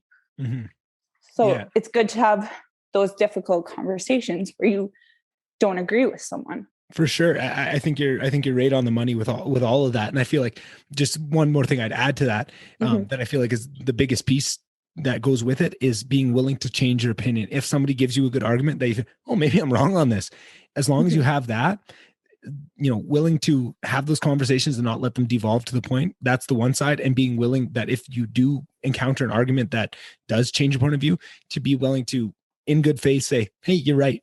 I think I need to change my opinion on that.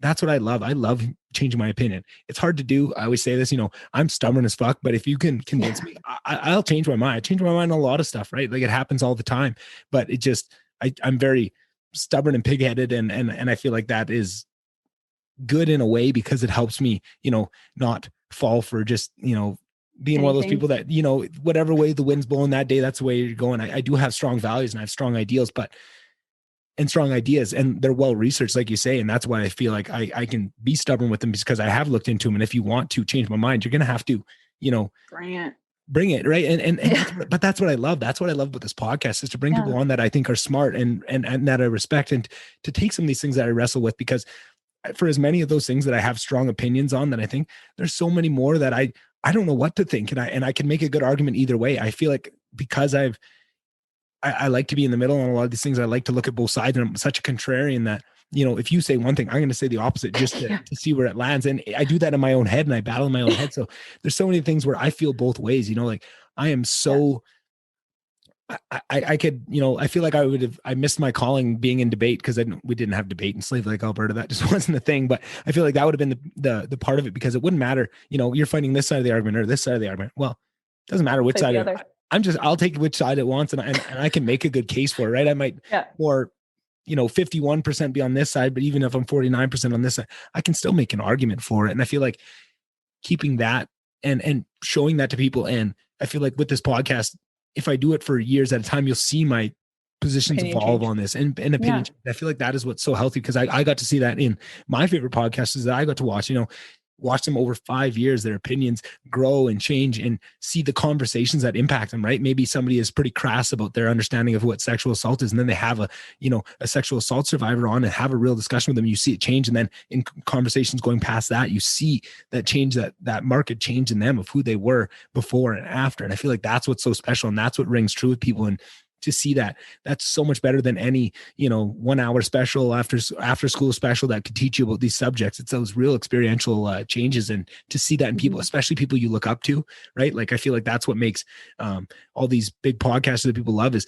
to see them go through it is very impactful for people, because they've listened to them for years on end, a couple hours a week for a couple of years. That's somebody that I don't know how many of my closest friends I've talked to for 2 hours a week, every week in the last 4 or 5 years, right? Like it's a very intimate connection, and it allows for knowledge transfer because of that inbuilt trust that you have over the years. It allows for knowledge transfer that would never be possible in any other format. I don't think. And it's very special. That's what I love. And that's what I want to create here, is maybe right now people don't really listen to what I have to say, or at this point, I'm just hoping that, maybe they'll pick up on one of the names I hear of people that I look up to and go to them and start learning from them. But eventually, hopefully, 2-3 years down the road, once I've proven enough to people of what I want to bring, maybe they will start learning from me. And I feel like that is all I can do. And I feel like that is what I'm trying to do with this. And I feel like there's just so much knowledge and so many of these topics, and pretty much you nailed the gambit of all those topics that you brought up for your questions on your story, right? Those are all the things I want to help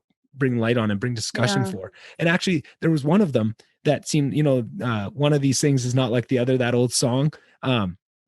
It seemed like almost all the topics that you discussed had some sort of running theme throughout them, except for the multi-level marketing schemes.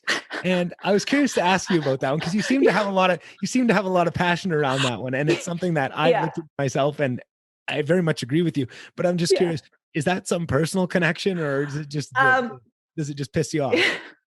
Okay. So I do have a story back in the, I have a few experiences. I didn't ever get roped into one, but when I was out of work for the month and a half, I was aware of MLMs, and I was where I was kind of their target audience. I was vulnerable. I didn't know what I wanted to do in my life, like quarter life crisis. And it was in pandemic. So that was prime target. And so I just started watching a lot of YouTube videos on MLMs to try to educate myself. So I'm like, I will never join one. I will never lose money. Yeah. And it really opened my eyes to like how much of a scam they are and how they target vulnerable people. And I follow some people that are in MLMs, and even though they're from different companies, I see the same. It's all the same tactics. It's all the same words. Maybe before we go any further, I'll just give a quick breakdown of what a multi-level marketing scheme is to people, because I feel like we probably should educate people in case it's not men loving men. It's not. It's not that. Hey, sometimes it might be that too. We don't know, but but not in this case. I love MLMs that way, but not multi-level marketing. But men loving men, all for that. So what a multi-level marketing scheme is it's a pyramid scheme, which they say it's not, because pyramid schemes are illegal. Right. So a pyramid scheme is illegal, right? That's where, you bring in, you get sold on this investment, but you have to bring in 3 more people and get their money, right? And then they got to bring in 3 more people, right? You're not actually selling anything. The person above just makes off the person below. And as long as they keep bringing in more people, keeps bringing in more money, it doesn't fall. But eventually it's just funneling up to the top, and it's going to crumble at some point, right? And that is illegal, right? So what they did was, instead of doing that, they took the same thing, but add a product into it, right? Sometimes it's water filters. Sometimes it's, Tupperware. Makeup. Sometimes it's face cream, makeup, right? It could workouts. It could be anything, right? And but it follows that same scheme, right? You're selling this makeup, but then you have to bring in 3 more people under you that are going to sell this makeup for you, or insurance, or it can be anything. And like you said, it follows the same scheme. But what I don't like about it is exactly what you said, is it preys on the vulnerable, and it preys on something that I think is so special. And I think is around this podcast is that dreamer of, not, they use so much of that important there's networks inside of you that you can tap into about, chasing a dream and working for yourself, and so many of those things that are very important and is so lacking from society today. And that's why it's so effective, because people are starving for this, and they serve it up to them because they know it's effective, and they use it, and they get people hooked in on this. And so many people lose money, right? And you can. And that's the painful thing of this, is you can make money with it. If you are effective and you put a lot of time in it, you can make money, but it's so rare. And you're making money off of people losing money. Yes. For these things to work, somebody has to lose. That is how they work, right? And I feel like if that is okay, like I have some close friends that are in them, and I know they are. And I've asked them about this, and I just say, like, are you, because I'm also loyal to a fault, right? Like if somebody's my friend, they're my friend, and I stand by them behind anything, right? Like even if they're involved in this, I stand behind you, but you have to understand that, I talked about, like, do you realize what this is, and that you're okay with that? If you're okay with that and you understand, and you think that, if people are smart enough to see through it, they should be. And if not, that is who they are. That is your prerogative. And I'm not, that's maybe not how I see it, but that's one thing. But it is, there's a lot of shadiness to it, right? Yeah. And I would just like to say that the FDA has done a lot of looking into income disclosure statements. About 99.6% of people lose money joining an MLM. Yeah. That is 0.4% maybe make a profit, or cut, or even break even. Right. And I'd say that's overall. And there's certain ones, right? I feel like it's one thing to say that, I feel like there's so many different multi-level marketing, because you see some that are 100% scam. They're not even trying to make it, but there's some that put it on the front, and there are products that they're offering, and the product is half decent, but it still is at the essence. It's following that same strategy, right? And usually very overpriced products, may I add. And the other thing is, most of the people buying those products are the MLM reps themselves, because they have to keep a certain amount going. And so, and the biggest thing that they won't say this like upfront, because they're trying to rope you in, but the biggest way to make money in MLM is to recruit people. And that's why you see them on their stories, like MLM Huns is what they're called most of the time. They like to just talk about their, like, try to make you FOMO. They use FOMO a lot. Like, oh, look at all these places I can work. Oh, I can work at home. I can work from here. But they're working all the time, right? It's like they're never taking a break, because they're always on social media. And they always try to make the argument that, hey, like, if you're on social media, like, you can be making money. It's like, I just want to be on social media to just chill. Like, why do I have to also be making money? And like, I want to take a break. Like, if I go on vacation, I don't want to be working. Like, but what else?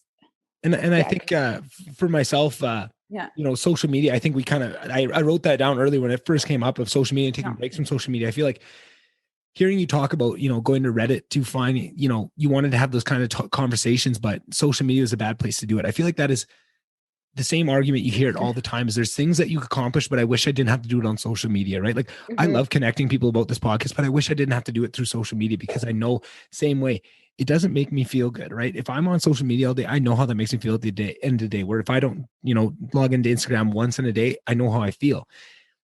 And it's about finding outlets to do those things, right? Like, finding a Reddit instead of an Instagram to, find where there's better places for it. But then you have something like a multi-level marketing scheme where now your entire life is onto social media, and it forces you into that, which is already, with the algorithms and the things behind it, is not helping you whatsoever. And now your entire livelihood is forced onto that. Like it's just a recipe for so much hurt and so much pain in the world, that it is very, very much something that needs to come to light, and people need to have a better understanding, be better armed with information to guard against it. Yeah. And the other thing is, with the pandemic now, and people losing their jobs, MLMs are thriving. Because people are like, oh, you can get money this way, and then they're losing more money. And that's why I've started speaking up about it, because I've watched a lot of YouTube videos. Actually, there was a fantastic one from John Oliver. He did a segment on MLMs, and it was fantastic. I would recommend. It gives a good background, but there's also got a lot of good YouTubers in the anti-MLM community, which is, I watch a lot of YouTube videos. That anti-MLM and true crime are kind of two areas where I enjoy watching YouTube. so I would, and they usually target army wives and mothers are two big ones, because mothers are stuck at home. Usually they're the ones taking care of the children, and then they guilt mothers feeling like, oh, you're with your baby, but you could also be making money. And so a lot of mothers get roped into it. So I'm trying to, I guess, do my part and just say something, because I feel strongly about being anti-MLM. Because for me, it's just a pyramid scheme. Like it's disguised as, just with their product, which is shitty. So I couldn't agree more. That's kind of one of the things. Again, I'm just one of those people that I want people to be educated. I love that side, but I don't like taking away anybody's right to do anything. So if that's your prerogative, I just don't like people ignorantly going into it and not understanding the consequences, right? Like if you go into that and you understand what it is and you're willing to, play that game, that's one thing. But if you're going into that not knowing what you think you're going to get rich on this, and now you get taken for a ride, that's what I don't like. That is, I hate bullies and I hate anything with bullying. And it always comes back to that. And so much of things like this, I think so much of, some of these COVID lockdowns and some of the fear tactics using, this all just rings true to me of bullying. There's an essence of bullying with so many of these things we're seeing lately. And it just bugs me to my core, because I just can't stand it. Right. And that multi-level marketing scheme is one of the biggest things you see. It's bullying to a T. Oh yeah. And I was going to add, a lot of people who do join them end up losing a lot of family and friends, because they're trying to get them to join, and they're like guilt tripping into not supporting them when they're trying to just really help them out. And the other thing is they talk about the sense of community that they get. They really like MLM reps love talking about like, oh, they found these like loyal friends and personal development. Yeah. But as soon as it's like toxic positivity. So as soon as you start like doubting it or talking negatively about the MLM, then they just start like guilting you and just being so mean. Like your upline starts just pushing you down for ever even considering that. And if you leave, a lot of times like you're just treated like shit, like by those people who you thought were your best friends and were going to be there for you for life. It's just a lot of fakeness to it. I'm not here for it. Like, and like they say they promote women, but it's the opposite. That tears down a lot of women, and you just, and a lot of women who have been in MLMs, and like obviously guys too, just don't talk about it because they feel so ashamed that they got stuck in this scam. And I'm here to say that it's not your fault. Like you got guilted. They know what to do on their Instagram to get you roped in. They're playing on human psychology. Like, exactly. That's all they're doing. Yeah. So, and I would just say, please share your story. The more that people hear these stories of your experiences with MLMs, the better you'll help someone else not experience that. And I think that's the most important thing. The less people that get roped in, the more, and it's these companies that profit really. So I hope eventually laws come out and recognize that MLMs are pretty much pyramid schemes and they get shut down too. Like a few are already starting to. I think LuLaRoe got, which I think is more in the States, got like a big lawsuit. I think Monet just got one. Like our bond can't say certain things. Like they always make income disclosure, like statements kind of about how much money they make, which they're not allowed to do that. And that's another thing. If you, you can report some of these MLM reps for breaking rules. Like they are breaking the law by talking about certain things, like how much money they make or you could make kind of thing. So it's just important to be aware of this, and you can report them, and that's less scamming happening, which which is always better. Yeah. And I think it could be regulatory, or it could be something else that kind of, makes it go the way of the dodo. But I feel like eventually it's just, if nothing else, even if it doesn't get regulated, it's going to be people just waking up to it. And it's going to, at this point, it's almost like, what kind of side of history do you want to be on at this point? Right? Like, do you want to be one of those people that, because it's one thing for you to go in and lose money, but now what if you bring in 10 people and now 3 of those people lose their house or lose something or lose family or friends or it ruins a relationship? Like there's a lot of harm that can be done with that. And you have to be very conscious and aware of what you're doing and what your actions could bring. Yeah. And one more thing, it's very cult-like, very cult-like. You can almost side by side compare any MLM to a cult. And, I think most of us are aware of how bad cults are. Treat MLMs on the same regard. Yeah. Because they try to isolate you from everyone around you and just to like be completely faithful to that MLM. Yeah. It's funny how many things in society these days are so cult-like. I think politics have become so much cult-like. You're on this team, Trump. And it's a sense of Trump and Biden. It's the same thing on both sides. It's this tribe of people that think they'll turn a blind eye to all the negative that their own guy is doing, but will jump on the negative the other one. As soon as you leave that tribe, you're demonized and you're on the way out. This people that you thought was your family. As soon as you question one little thing, you're completely onto the other side. It's the same thing. You see it happen all over because we are built. We evolutionarily, we were built to be in a tribe and to have that group of people and to have that community, right? That is built into our DNA, into our evolutionary psychology. That's how we survived, right? That's how we survived. So now these nefarious actors can tap into that, whatever it is, to get you onto that. And it's about waking up to that and just being,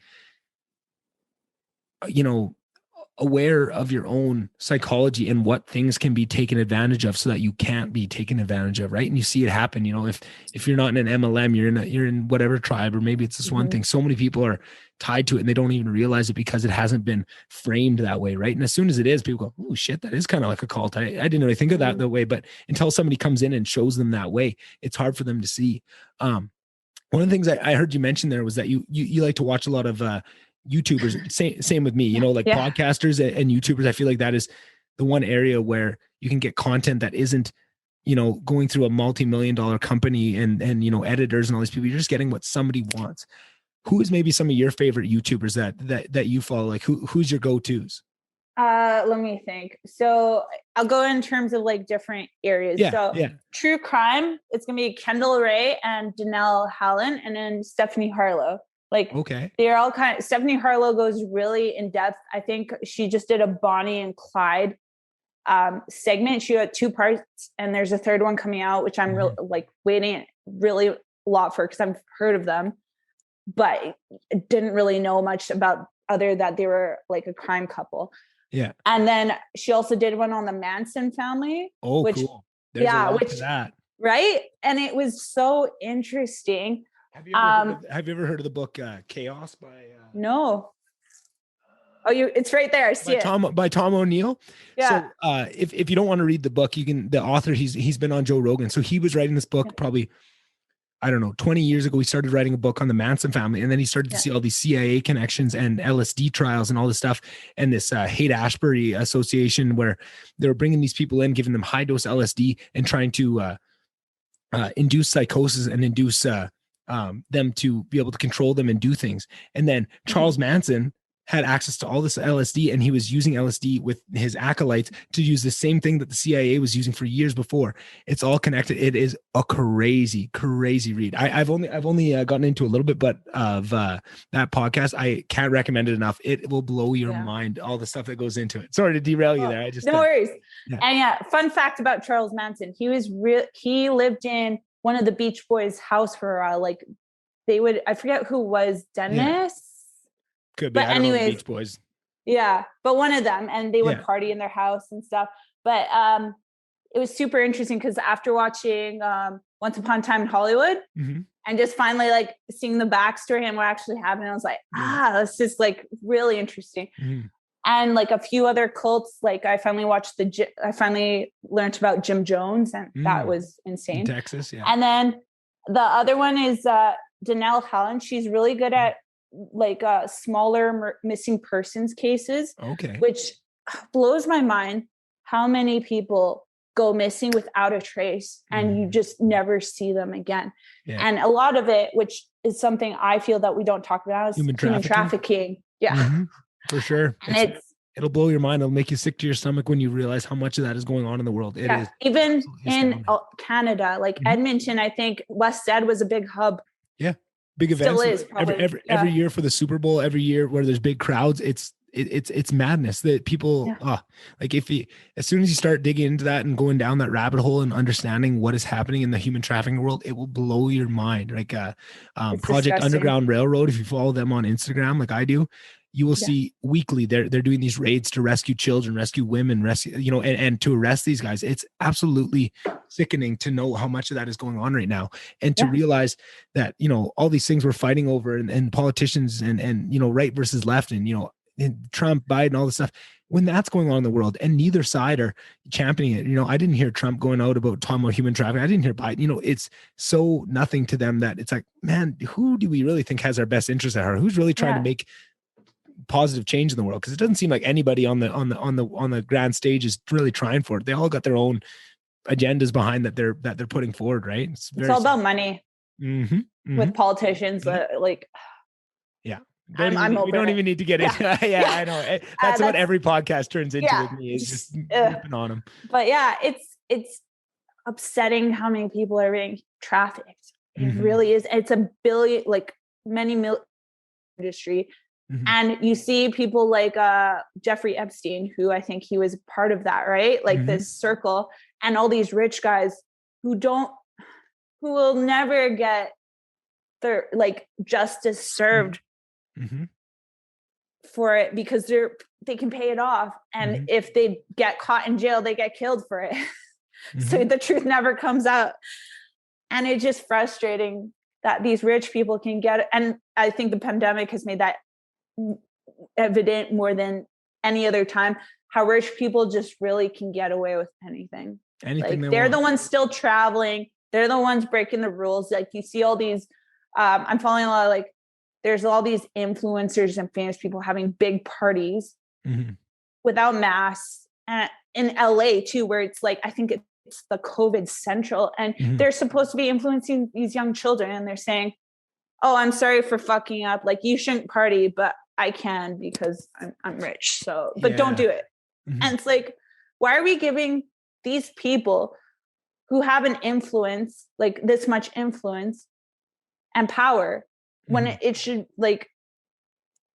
when they're promoting these bad things, it should be people who actually want to make a difference in the world and influencing positive change. But no, that's not how it works. It should be, but that kind of comes back to, I think it's it's the narratives around it, right? Because the influencers, it's people, the only people that give the influencers power is the people that watch them, right? The only power influencer has their follower count, right? But the only reason their followers go up is because they give people what they want, right? I'm sure that's what I don't like about influencers as much as they find something, whether it's looks or whether it's a certain lifestyle that they just know people want, and they just give them that. It's not what their personal thing. That's why I love a YouTube channel, or I mean, more specifically podcasts, but I mean, I feel like YouTubers do the same thing, right? I feel like YouTubers were the original podcasters, right? Those vloggers Casey Neistat and all those guys, right?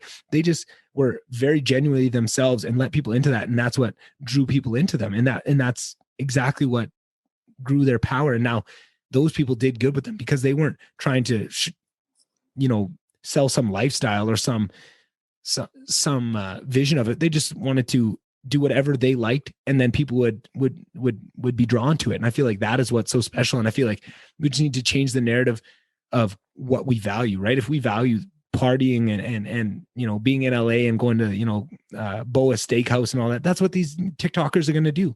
But if we find value in real things, it'll start to change. But again, like we talked about, change, that is slow, right? And I feel like we are starting to wake up to that. And it's harder and harder to be just, I feel like for a while there, anybody could start up an Instagram page. And if you followed the right formula, you could grow a following. But now everybody's done that. Now it's old hat. If you go try and move to LA and buy a nice house and just, party and make money off it, you might be successful, but you'll probably lose all your money and end up having to go back to live with your parents because there's so many people doing it. But if you have a genuine thing that, is specific to you and is unique to you that people can attract to, you'll find success. It might take a long time, right? That's the thing. It's a shortcut. If you try and follow those easy formulas, it's a shortcut and everybody's always looking for them. But, I'm also, I'm struggling to remember the name of it, but true crime is such a huge market right now. And I was never really into it that much, but I'd heard on one podcast, they talked about this one YouTube channel where they, go through, interrogations. So like if there's a murder or something, they'll go through the interrogation footage and talk about like the tells of like what gives it away to the officers of like the body language and stuff. Oh, it's amazing. I'll try and find the name of it and I'll send it to you, but it's just the most amazing channel. Like I think I've seen every video on it, and because my mom loves those true crime stuff. I showed her it and she's like, oh, she loves it now and she's all hooked into it. But maybe other than true crime, what other types of stuff do you like to watch on YouTube? The MLM stuff.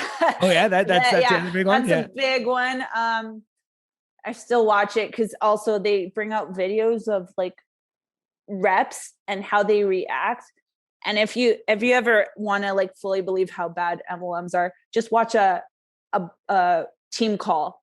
They have beach body ones and stuff like that, and it is so toxic in there how they talk down to like the people. And so that for me was just like a solid like, oh hell no, I'm never doing this. What else? I like to watch like a bit of Cody Ko. He's also a fellow Albertan, so he's from Calgary. I think I love his Love Island series with Noel Miller, so that's good. The Anthony Padilla ones, I like to watch his like mental health ones are usually the one I like to watch. I think there was one about human traffic survivors. So super interesting just to hear people's points of view from different groups. What else? I think Christy Carlson Romano for a bit. I was really into her. She was on Even Stevens, like the sister. Oh, I love that show. And she has a throwback series where she invites like someone from like a throwback show over and they like cook something. So that's been fun. I think those are like the main ones. Yeah, those are your go-tos. Oh, that's awesome. What about podcasts? Do you listen to any podcasts? I haven't gone too much into podcasts. I feel like I should. I feel like Cody Ko has one, I think. Oh yeah. And like even like a bunch of the YouTubers I watch, like Kendall Ray, she's a true crime. She has like a couple. So I'm like, I feel like I should get into it. It's just like mostly I think when I would listen and be in the car, but I just listen to music and sing along because I love music. That's like my big thing. And I feel like that is one of the biggest predictors of if somebody's a big podcast person or not, is how much they listen to music, because I feel like that is the number one thing I've seen to be the counter to people that listen to podcasts. Like, oh, I like them, but I'd rather listen to music. Right. And that was something for me. Is I still love music to this day. I love playing music. I love listening to music, but I rarely listen to music anymore because of that, because like I'm always listening to podcasts now. And now music is, taking a little bit of a backseat. And now it's, I have to find other times to bring it into my life. Sometimes I always, when I go in the shower, it's always, you got to have music in the shower. And it's got to be, it's got to be with your beer. Of course. Oh, shower beers in Lister, in those communal showers, like with all the boys. That used to be one of the best parts of Lister. I mean, that's going to sound a little sketch to some people, but like a little weird into the showers, but we loved it. Yeah. No, and I got lucky in my second year in Schaefer. I got the handicap room. So I had a seat in my shower, which actually in my bathroom now, I still have a seat in my shower, and greatest thing ever. Would recommend. When I if you know a bath, I guess. When I moved into Schaefer and actually having a shower in my own room again, like compared, because in classic Lister, it's shared bathrooms, shared showers. And I got athlete's foot from like alumni. Not fun. So they are pretty nasty. I don't know who used the bathtub ever, but if anyone ever did, I saw a no-go zone. I saw multiple people use those bathtubs in Lister over the years, and like I had questions for every single person that ever used them. Right? Like I feel like that was always like challenges in King Louis or like Ivanhoe or something. Yeah. Just have a bathtub in a Lister bathtub. Like that is there's one bathtub on every floor, and it rarely got used. It was not. Was there a shower and a shower tub combo? I'm trying to remember now. So I feel like maybe I feel like there used to be 3 showers in the bathtub one. I feel like when we'd have all the boys in there for the shower beers, somebody would have to go in the tub shower. I don't think I used it in my entire Lister career. I never entered that one. I was like, I will wait. I will not shower for a day. I will do whatever I have, but I'm not. Yeah, I refuse. Yeah. That and also because I mean they're like 1 Mac, 3 Mac, and 7 Mac. My first year, disgusting. So I was like, I'm not touching those bathrooms. I've seen what happens on these floors. No. That's funny because in first year I barely knew anybody from math. I feel like 7 math was kind of the only floor I really knew because they had the boys were pretty crazy on that floor and they would be parts of like Kiefer and all those guys and Kelsey they were all friends. So, but other than that, I barely knew anybody. Hende, I didn't know a soul. I was so like entwined with Kelsey your tower. proud, and then the next year, like finding out that summer that I was going to go to Hende, I was devastated, like absolutely wrecked. I remember pacing my house at home in Slave Lake, like just thinking about it, like talking to my sister, like, what am I going to do? And she's like, I think you might like it there. I'm like, no, like I am so anti-Hende. And I got there and it was so much me to a T. Like I was Hende. I just didn't realize it yet. And I was just so much more fit to just I fit like a glove, right? Going in there just with all the history there and all the people. Skulk. Dukes. Dukes, Skulk. Yeah. And that was the thing. I was always at Dukes like that year before and stuff. Like even when Champs was open, I was always partying with those guys. But I don't know why I thought it would be such a big deal. But it goes to show. Yeah, Hende gets vilified like crazy. Oh yeah. And I mean, I was part of it. But that's the thing. When you are in Hende, you love it. You rile it up. You want to be vilified. You are the villain. You love it, right? Because we know we're not. We're fun loving it and goofballs. But you play up that villain side and let everyone think it. And when people chant, Hende sucks. You got to chant it back just as loud, right? Like you know what I mean? Like that was just part of the experience and part of the fun of it. So I really enjoyed it.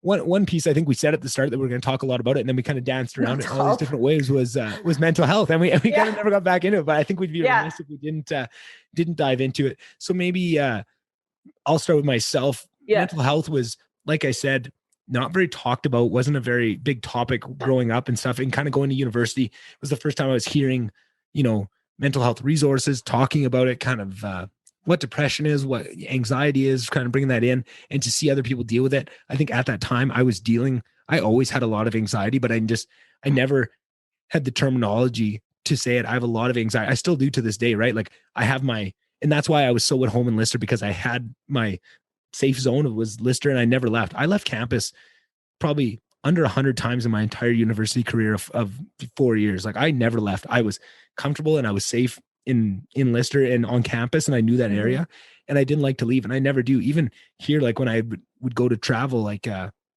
my parents once were planning a trip to Hawaii, and they couldn't believe that I wasn't going with them. Right, my sister was going, but just at that time, the anxiety of leaving and just being away from my safe spot, I just couldn't do it, and I couldn't find the words to explain it to them. And like you said, the generation gap of trying to explain that to my dad of anxiety and what that is, and I couldn't even explain it to myself. I didn't have the words to explain what I was feeling, so I didn't know what to say of it. But then, over the years, looking into it more, learning more about it, allowed me to understand more about myself and what I was going through at that time, and to see that, and then just recently, kind of around the pandemic when it first started, depression was kind of reared its head, and it was the first time that I had really seen it to that degree where it got that bad. And once it did, I was able to recognize it at certain points, around breakups and very much tied to events and not just generalized depression. And I was able to see it, but I was so much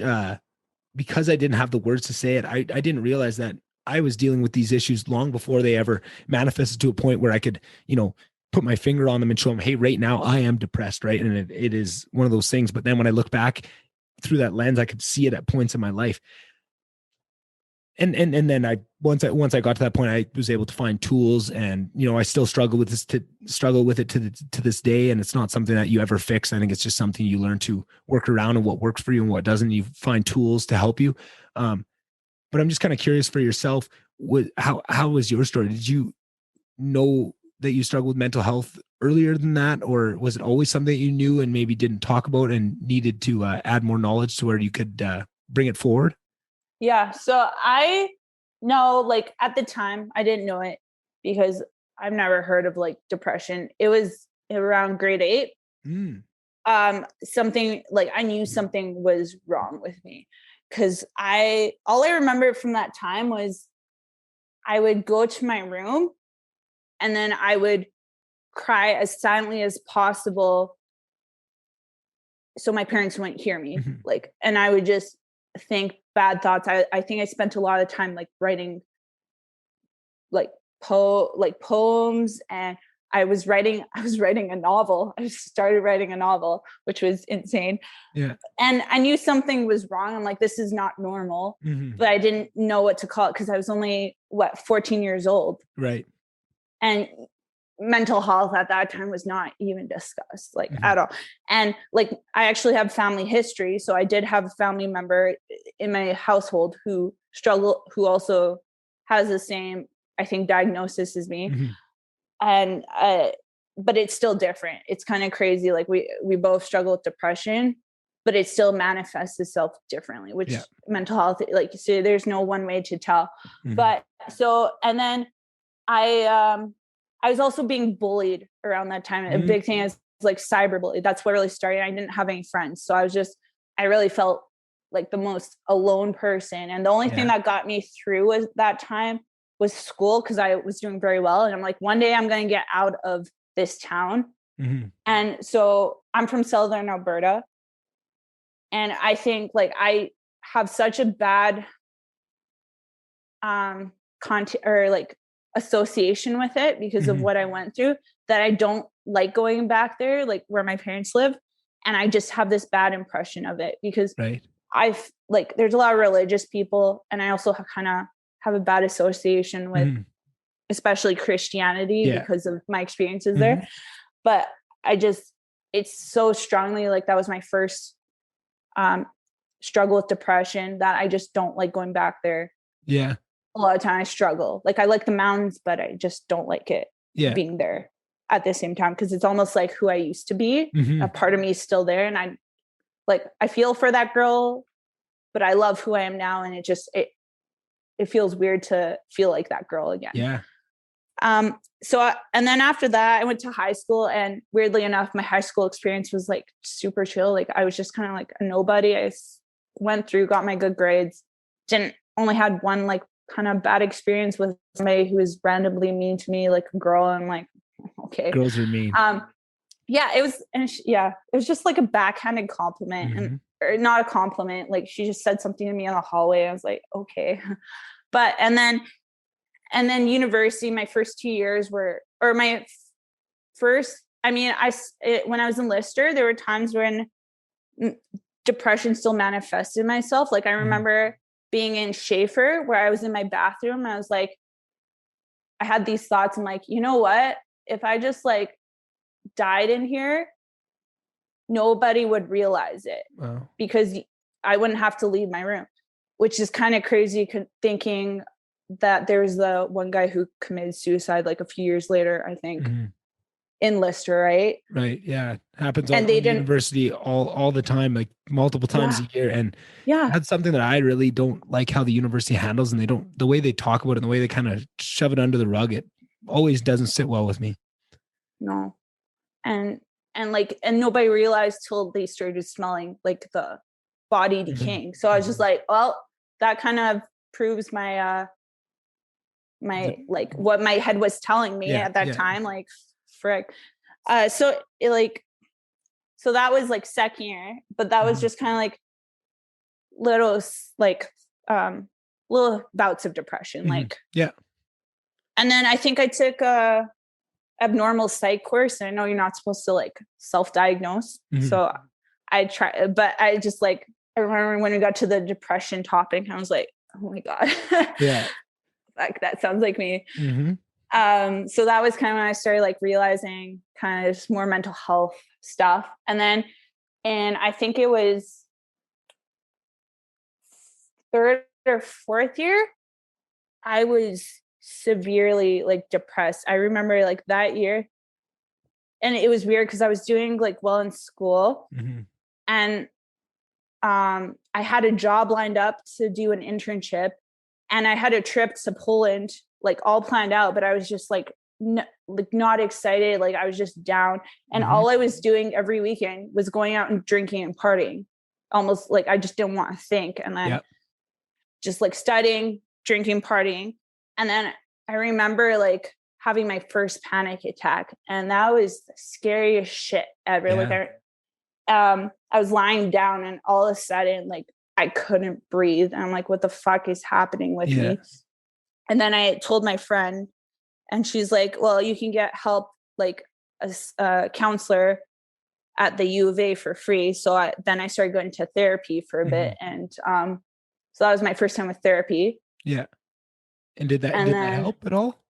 Yes. And I don't know if it was therapy or the fact that like I was out of school and working, because I think at like a month into my internship, I started feeling just better. Like all of a sudden I was like feeling normal again. Yeah. And I was kind of excited for things again. And then I think it was all good. 2017, that was 2016, I think. Like it was all good in Downey. 2017, when I graduated university, that was a really good year. I was really happy. And best year of my life. I still like can say without doubt. And then 2018, I went through my first heartbreak. And it was like unrequited love. And like just God, I went through like bad depression. Like it was just, and then also something that happened to me that I've always had kind of acne, but that was my first time in life I experienced cystic acne. And my God, it was just stuck on my face and it made me feel so incredibly ugly.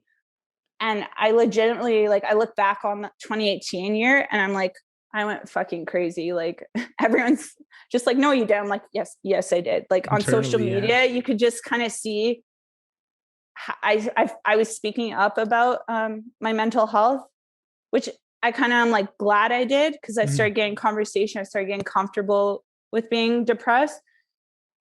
But at the same time, like, I'm just like, oh man, how could I tell all these people that I'm struggling with this? And just like, but it was my anxiety. It was like, I have to just say something on social media because, and I was going to have panic attack if I didn't do it.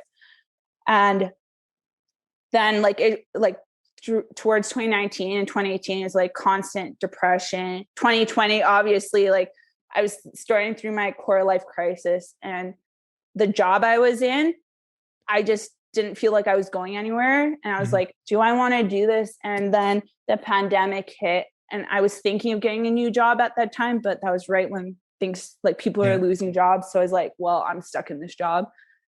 And then eventually it came to like a head in August. Like there was a few times I was thinking of quitting my job, and I almost did, but then the night before I was about to like hand in my resignation letter, I had a panic attack in the middle of the night, and I was actually watching a dog.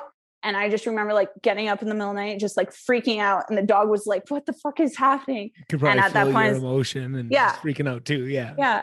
And then at that point, I was like, I can't quit. Like my anxiety will not let me, like, I will just suck up this shitty job because I cannot handle not having any income. And then after that, it was, I soon got like, they fired me basically. I was like so bad with my depression was just so bad. Yeah. And it's hard to do anything. It's hard to get out of bed in the morning. Yeah. I was taking so much time off too, because I had vacation time, and I was working pretty much 4-day weeks, and I still just, I couldn't do it. Yeah. And then they let me go. And then I had a problem with my family member. I kind of came to terms with some childhood trauma a month before I got let go. So that's when I started seeing a therapist. And then I couldn't afford the therapist because it's so expensive, which is a whole issue in itself. I couldn't agree more. It's madness to me. And then eventually I called Alberta Mental Health Services, and I was like, I'm desperate here. Like I am getting on the verge of being suicidal. Like I am so depressed. I need to see someone.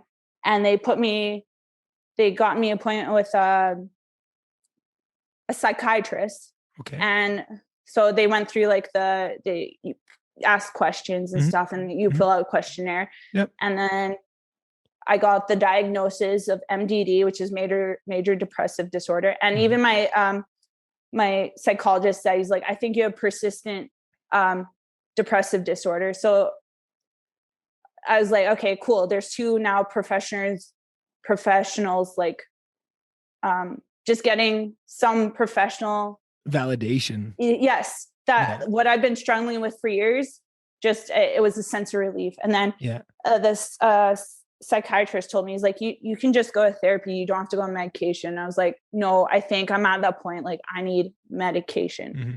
And so I started medication like a day before I got let go from work. And then all of a sudden, like, it was like September, October, halfway through before I was working again. It was bad. I think it was a combination of being not working and just being stuck at home, and the pandemic, not being able to see anyone, do anything. Social connection. No. Yeah. And on new medication, because a lot of times when you're on like mental health medication, you hit like a low before you get high. Yeah. So I was suicidal for maybe like almost a month straight. Like, I didn't ever have a plan, but I was just like, I don't care if I die. Just there's no point for me. You like don't enjoy going through anything. This. Yeah. No, I just like, I would just most days I was just laying in bed and not eating, just not doing anything. And the only reason I got through it was because of the people around me. And one of them was he wasn't my boyfriend then, but he really got me out of the lowest point, and my two best friends. And then my dad and brother really came through for me. I think one night they were up here to help me out with the house. And we went out for drinks, and I think it was a combination of the alcohol, but I broke down to him. I was like, you know how suicidal I've been like these past few months. And I think that just really stuck to him, how like serious this was. And that was probably the lowest point that I've ever experienced in my life, is just being that suicidal for that long. And then my friend got me a job working in a warehouse, which was really interesting. It was a lot of physical work. Yeah. And then slowly the medication started stabilizing my mood. And then also I started dating my boyfriend soon after. And I've been the most balanced emotionally I've been in years. It's amazing how much. And they also put me in therapy, free therapy that's provided by Alberta Health Services, which I forgot to mention. But holy cow, has like medication made a difference in my life. And I'm lucky that it only took like the one medication to try. That's rare. Yeah. You're right. And I just noticed even like anxiety. I didn't realize how big of a problem it was, because it was mostly like depression that just like really took over my life. For me, depression's like this really numb feeling of I don't care. And then also this like little bully living inside of my head is how I describe it, like just knocking me down. And now these days it's not so loud. Like the little bully, I don't really hear him as often. Like some days are still bad, and I don't overreact to things as much either. And I just don't feel so worried about things. So it's been fantastic change. And I almost have no negative side effects. I'm basically the same person. I feel personality-wise, I haven't gained any weight. Sex drive still the same. There you go. Very important. Very important. Yeah. But so medication, I'm very pro. Like, if you think you can just do therapy, obviously like therapy is fantastic, but no shame on medication. I truly believe the chemicals in my brain are not balanced correctly. And that's why I feel the way I feel. And it's a genetic thing too, right? So. And I think there's so much there. And so thank you for sharing your story. I think people are really going to. I was going to say one more thing too, why I felt like I couldn't have these feelings of depression. Like I had a lot of guilt in myself. I grew up with everything provided to me by my parents. Like financially, I was very supportive, but the thing is I wasn't very emotionally supported by my parents. So I feel guilty and like, I shouldn't be feeling this way, because I've kind of in a way gone what I want. But at the same time, you see celebrities all the time, Robin Williams, a lot. Kate Spade. Yeah, there's 1,000 examples, right? Yeah. Money is not. It's just anyone can struggle with their mental health. And it doesn't matter what's happening. It doesn't matter what the scenario is. You can feel that. And I feel like that was something for myself. I never really understood depression, and I never understood suicidal ideation, and I just couldn't wrap my head, but I wanted to. And I would listen to podcasts, and I would try to. One of the big ones I listened to was Ari Shaffir on Joe Rogan, and him talking about his mental health journey, start to finish, and kind of how he, got onto the other side of it and started doing better. And he had medication that helped him get through it as well. But I still couldn't understand what it was. And I feel like last, I don't know what it had been, probably last April, realizing throughout the pandemic that I was depressed, and I'd never felt that before, of just that numb feeling that you describe of certain things that you enjoy, right? Like a certain YouTuber I love would release a new video, or a podcast, or two podcasters that I really love would get together and do an episode, which would be usually something that would get me so excited, and I would just be numb about it. I wouldn't care, right? Things would be happening at work. I wouldn't care, good or bad. And I just couldn't care. And it was a scary feeling, and I'd never felt that before, but until I felt that, I had never understood what that was. And now going forward, once I had felt that, now I can recognize it when it does start to happen, when I do start to feel it. But I think I'm lucky because it was building up, and it got really bad that weekend. I was planning a trip to see to go back to Slave Lake that weekend because I wasn't doing good. And I was driving to Slave Lake, and I could feel like I was just white knuckling on the drive just to try and get there. And I got there, and as soon as I got home, I just broke down in tears to my parents and just told them, like, hey, I'm not doing good. Like, and the same thing, right? Like, I felt so guilty. I couldn't bring it to them for so long because I have this amazing job that they helped me get. I have this amazing life. I have an amazing house. I have all this stuff that, and I shouldn't say that they gave to me. I worked hard for it too. And I did put in a lot of work for it, but the same thing, like I can't feel this way because I have no right to feel this way. This doesn't make sense. I shouldn't feel people have it worse, right? Yeah, and people have it worse. Right. And that's what it was. But I imagine, I feel like I'm lucky that I did break down and go to them right away and told them right as soon as it got that bad so that I could start doing things. And one of the biggest things I found that weekend, just stumbled upon it, was meditation. And it really, it's still to this day, the biggest tool I have to combat that and to keep my mental health where I need to do. That and exercise are the two biggest things for me. But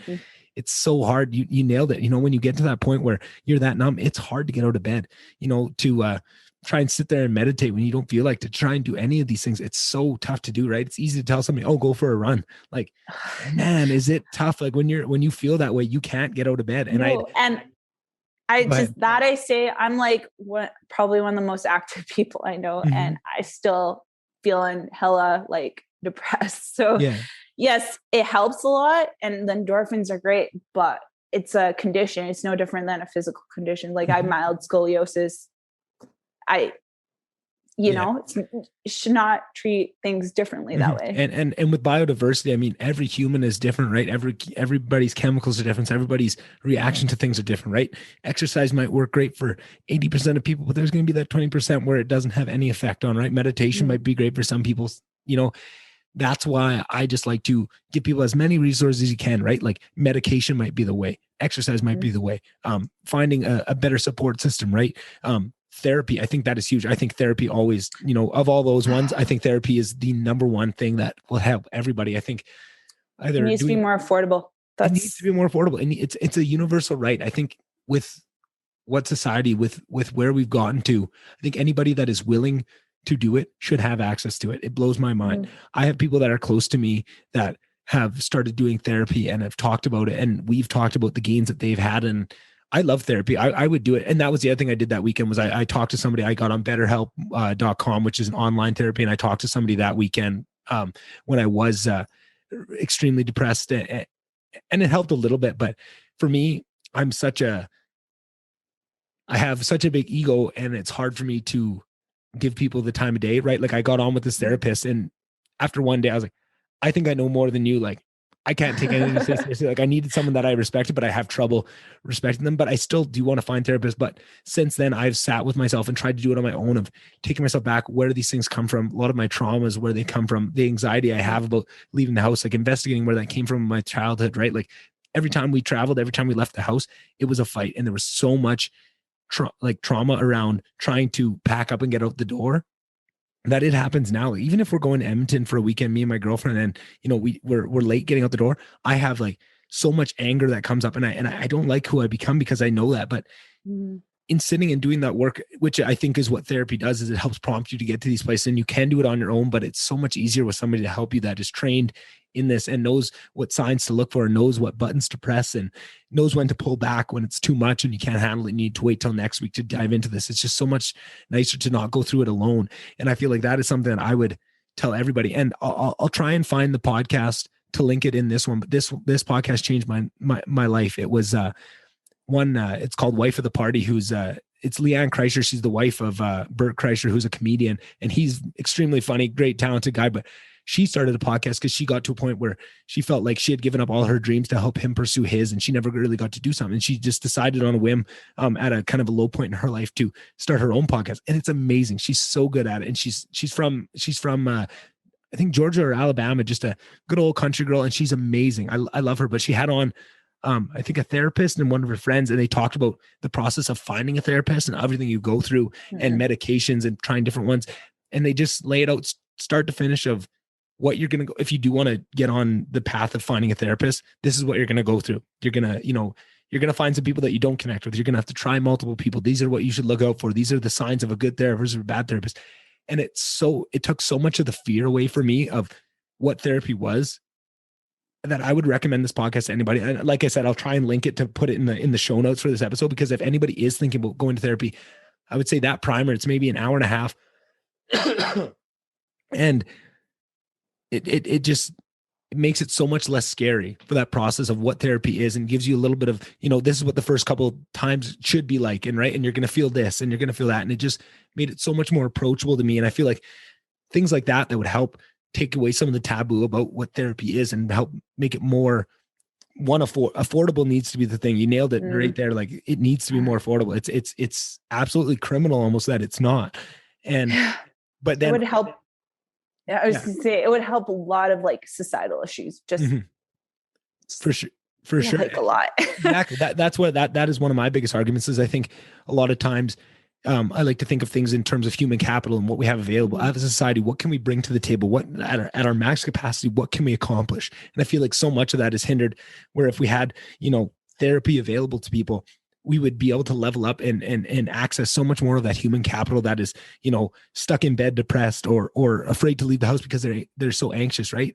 But I feel like, to me, the price is one thing, but I feel like there's a huge swath of people that can afford it right now, but there's so much fear, taboo, uncertainty about it, that even with that, they wouldn't go there. Right. So I feel like it's twofold. One, we do need to make it affordable for everyone. There should be nobody that wants to do therapy that can't afford it. And then two, we need to find ways to make it more accessible, right? In terms of more than just financially accessibility, because it's like almost like doctor's visits, like your annual doctor's visits, but like something like, oh, that's awesome. I love that. Normal. Yeah. Also, you go for a quarterly checkup. Oh, pee break. All right. Well, quick pee break, and I'll ask maybe one or two questions. I'll let you get on with your evening here. I've kept you here pretty long, but quick pee break. All right. Small bladder. Hey, it's no drinking. Yeah, a couple beers in you. That'll make everything start to flow. Yeah. So maybe one area I'm curious about, and I kind of mentioned a couple of things like meditation, exercise that work for me. Other than medication and therapy, was there anything else, throughout your entire journey? I think we already mentioned support systems and that. Was there any other tools that you use that have helped you? Exercise for sure. Like, yeah. It's easier with the gym opening or running. I want to go into running huge time because that probably is like the biggest thing. And it was great in the summer when we went through the first lockdown. Yeah.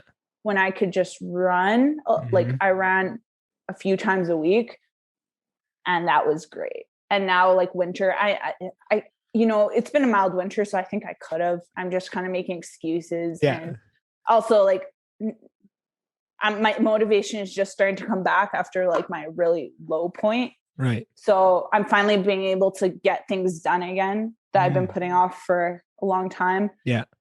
But yeah, definitely being active. Oh, and this summer too, I was doing better because I was like hiking almost every weekend. Yeah. So my happy place is the mountains. The more I can spend there, the happier I am. Right. Right. Oh, that's great.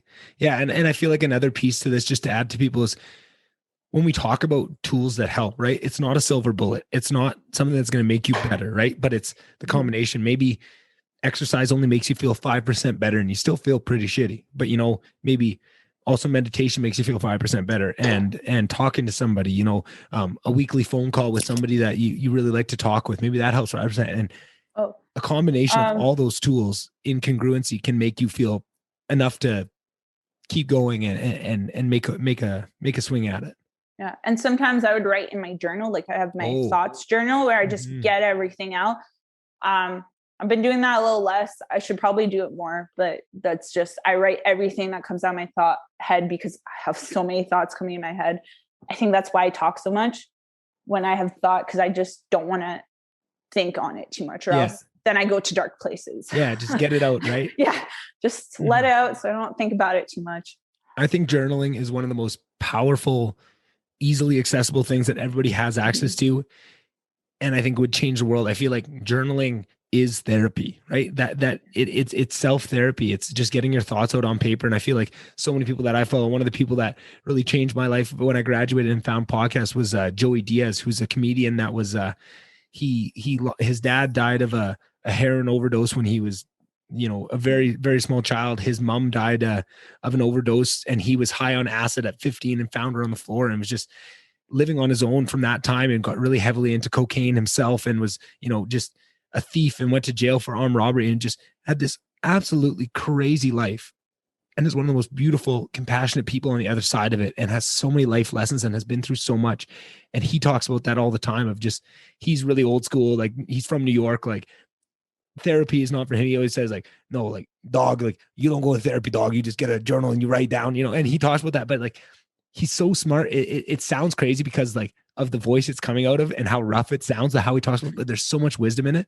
And he always talks about what journaling has done for him, and how, he has journals that go back so far, and that's what got him through all this stuff. Like, that is what made him survive. And I feel like that is just so accessible to anybody. Anybody can journal. And it's something I talk about all the time. I'm always going to journal, but I never pull the trigger on it. And I still think it's something that I'm going to do eventually. I just need to force myself into it, because I feel like it has so much added benefit that people just don't realize is there and available to them. Right. If you can't get therapy, I would say grab a journal. That is the next best thing.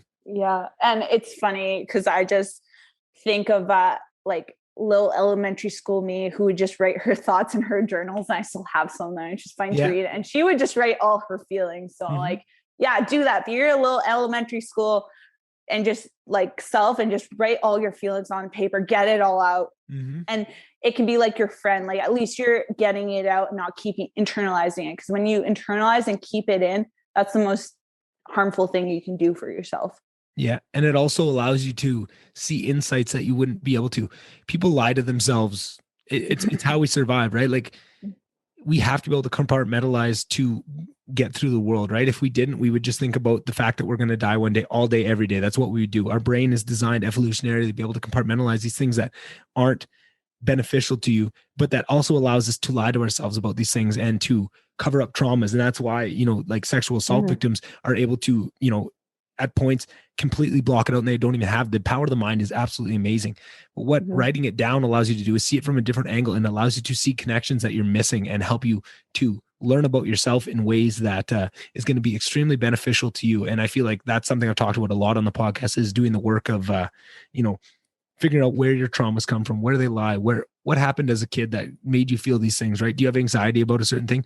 Sit with it for a while and see where it comes from. And I feel like journaling is just such a big tool for that, and just helps in so many ways. Yeah, I can't recommend that one enough. That's a great one to throw out there. Yeah. Any other ones that we missed? Any other big tools that people can add to their toolkits? I mean, like having friends to talk to, loved ones, like when you're feeling down, just getting it out and talking to someone can be extremely helpful. And that was one thing I struggled with to find for a long time, someone I could confide in. But when I finally did, it made a world of difference. And at one point, me and my friend were both struggling with her mental health, like really poorly. So we can actually have each other to back, like I can be there for her and she can be there for me. Mm-hmm. So we both had to reach out to other people, but we understood, like we had that mutual understanding mm-hmm. that, hey, I'm still here for you. I just can't be a ear to you right now because I don't have that energy for myself to give to you right now. Yeah. Yeah. And that's something that I felt too, especially at times where I've been, you know, at some of my lowest. I'm always that person that's there for my friends. Right. And, you know, to a T, that is one of those things where probably to a fault at points where, you know, I have certain friends, but I feel like I have a certain idea of what friendship is to me and what I expect. And, you know, if somebody needs something of me, of like my core group of friends, I would drop everything and go to them. But it's hard for me to put that on the back burner when I don't have that in me. When I'm at the low point and I need help, I have a tough time turning that off and telling people, hey, I can't help you right now. And I feel like that is something that I'm still really struggling with and trying to learn to be better at. Of, you know, sometimes I need help and I can't be there for other people and I can't be the savior and I can't be the person that's always trying to fix everybody else's problem. Sometimes, you know, I just need a little bit of, you know, people helping me. And I feel like that is something that I haven't completely figured out yet because I'm still falling into that same trap where I know better and I know I shouldn't be doing it, but I still do. But I feel like just at least in recognizing that, it's a huge, you know, point, because before I don't even think I recognized that. And I wouldn't even know. I was so out of touch with myself of what I was feeling that I didn't even know I needed help. Right. So then how could I know that I couldn't help somebody else when I didn't even know I needed help? Right. So it's one of those things where the more honest you can be with yourself, the more accurately you can put things in place to help yourself. Right. And I feel like that is one of the biggest things on all of this, is just the more honest you can be with yourself, which is a really admirable goal. And it's not easy by any means. Being honest with yourself is probably one of the hardest things you can do in life, but it's so important and it'll pay so much dividends if you can do that. And it's a skill. You need to work at it. It's not something you can just decide one day, oh, I'm going to be honest with myself. No, it's a journey, and you're going to have to try, and you're going to fail, and you're going to, you know, have some small victories, but every day, if you keep at it, you're going to get better at it. And the more honest you can be with yourself, the more you'll see the fruits of it in life. And you'll start to see like, hey, I gotta keep on this. This is paying off. Right. So I just feel like if somebody gets anything from this podcast, it's just that I think with all these topics, the more honest with yourself you can be, the better off you're going to be able to deal with all this stuff, whatever, from top to bottom. Right. You know, if you're more honest with yourself, you're less likely to fall for a multi-level marketing scheme. Right. Like, if you're honest with yourself, you're less likely to be hurt by those backhanded compliments, right? It's so much of that comes with that honesty with yourself. Yeah. And just not like, one thing that I've really come to realize has been powerful is just learning to like embrace who you are and just not being afraid of it. Like I used to bite my tongue and just like think before I said something, like, oh man, this person's gonna judge me. And now I just say whatever is coming, like whatever pops in my head first thing. And like, sometimes it just sounds stupid. And sometimes I just like, it doesn't come out right. And then I just kind of laugh about it. I'm like, yeah, sure. I meant to say that. Yeah. And it's next great. time. Yeah. I'll try. Yeah. As long as you keep trying, that's all that matters. Yeah, no, that's beautiful. I think that's definitely something that I felt. And I think that is very much tied to loving yourself, right? Like self-love is so important. Such a important journey. I think that's the most important love you can find, in my opinion. Once I started to love myself, I was able to find love in my friends, my family, and eventually in like a partner. Yeah. And I don't think I could have achieved the same results if I didn't get to a place where I loved myself first. Like I truly, that was to me the most life-changing thing I could have done. And that's something, you know, in talking about being honest with yourself and sitting and looking back on yourself. Like I look back on all of my relationships that I've been in my life, and every one of them has failed because I didn't love myself. And all the, you know, me being absolute psycho, jealous guy because I was so insecure about myself and I didn't love myself. Why would they? Obviously they're going to cheat on me, because why would they want to be with me? Because you don't love yourself, right? Like it's so obvious now to look back on that, but now to have a relationship where you do have that, and I'm so much less jealous and it allows me to be so much Yeah. And so much more secure, and allows me to be way more loving Trusting. and trusting, and in a completely different way that I've never experienced. And now this relationship is so much different, but I had never even realized what I was lacking in those other ones before. But that took some painful sitting and realizing Self-reflection. some painful self-reflection to get there. But you realize the fruits of it. It's so, the juice is worth the squeeze with that self-reflection. It seems like it's not. So many people don't do it because it doesn't seem like it, and it's so painful to even dip your toe in those waters that everybody out. No, I'm out. I'm not doing this. Yeah. But if you can just force yourself into that cold water for 10 minutes a day, and the results will speak for themselves, and you'll realize how much better off your life becomes just in so many different ways. Yeah, you have to be, the way I see it, you have to be constructively critical about yourself. Like you have to look at yourself and be like, hey, like I am awesome, but I'm also human. I have these flaws, and I can work through them to become better because I want to be a better version of me. But still, despite that, I'm loving the growth I'm doing. Yes. Like, that's kind of how it's been for me. And having, and also being able to look back at every stage before with love too, because I think that was always something that I had. Was I would look back on myself a year before. I'm like, oh, why did everyone even hang out with that guy? Like when I think about my lister self of me, when I thought I was hot shit as an exec, and holding it over people and thinking like, oh, it just makes me sick to my stomach to even think about. But then I have to sit back and go, no, you know exactly what you were thinking at that time and what was going into those decisions, right? And you weren't trying to do any of those things. You just have to, more now, but you were just ignorant then, right? It goes back to that conversation about ignorance versus hate, right? I wasn't a hateful person. I was just ignorant. I didn't know better. And you have to look back on that with love of, hey, for the knowledge you had at that point, you were doing pretty good, little Nick. Like, 20-year-old Nick. Don't be so hard on yourself. Don't be so hard on yourself. And I am still to this day very hard on myself. If anybody heard me record the intros to these podcasts, ask my girlfriend. It's a lot of swearing and fuck, you're an idiot. Like, come on, you're better. Everything that comes out, right? And it's bad. And I'm working on it because I know that in realizing the power of negative talk and what that can do, you have to realize that and not do it. So now I do it more. I feel this is just me lying to myself again to get away with not doing it, but I feel like I do it more jokingly and less serious because I do love myself, and like just the self-deprecation humor. Yeah. And I feel like for so long I've always been a very self-deprecating guy, right? Because I feel like that is my balance. I have this massive ego, right? Like if I'm honest, I think I am the best at everything. I could do any job I think I can do. But to balance that out, I've always been self-deprecating, right? Because that I don't like that in myself, that I have that. And that's why I don't like drinking as much, because I feel like when I start drinking, that my guards against that fall away, and I start to be that braggadocious person that I don't like. And I really started to steer away from it. But that always was a balance, and that turned into a lot of negative because I know I feel like I think I was that kid as, I always thought I was smarter than all the adults. And I feel like it was in a loving way because they wanted me to not walk through life. You're in for a world of hurt if you go in thinking you're too cocky, right? So they try and temper that, right? Your parents and of just, you're not all that. Like, whoa, hold your horses. Humble it down. Humble it down. But then that sinks in too deep sometimes as a kid, and just humble it down and don't believe in yourself. Oh, you're not that good, right? And then that seeps in. So then you have that balance of like, my natural state is this egoistic, like, I think I can do anything, but then you're tempered by that, everyone pulling you down of like, you're not all that. So now it's finding that balance between those two. When does it serve you? When does that thinking, I feel like that serves me when I'm able to have someone on. Like the last episode I just did was with John Morgan, who's an MMA journalist who I really look up to. And in that interview, I had to put myself in a place of like, no, I am on par. Like, you have all this, you have 16 years in this industry that I really love, and you have all this experience, and you have, a big following, but I can talk to you too. Like I'm on this level and I can do that because it serves me there.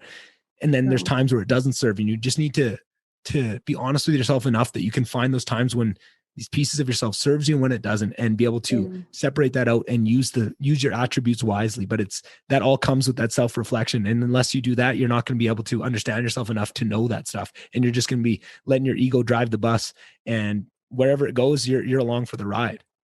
Yeah. And then there's also that thin line of confidence and cockiness. Like, yeah. Confidence is great. Cockiness, not great. Right.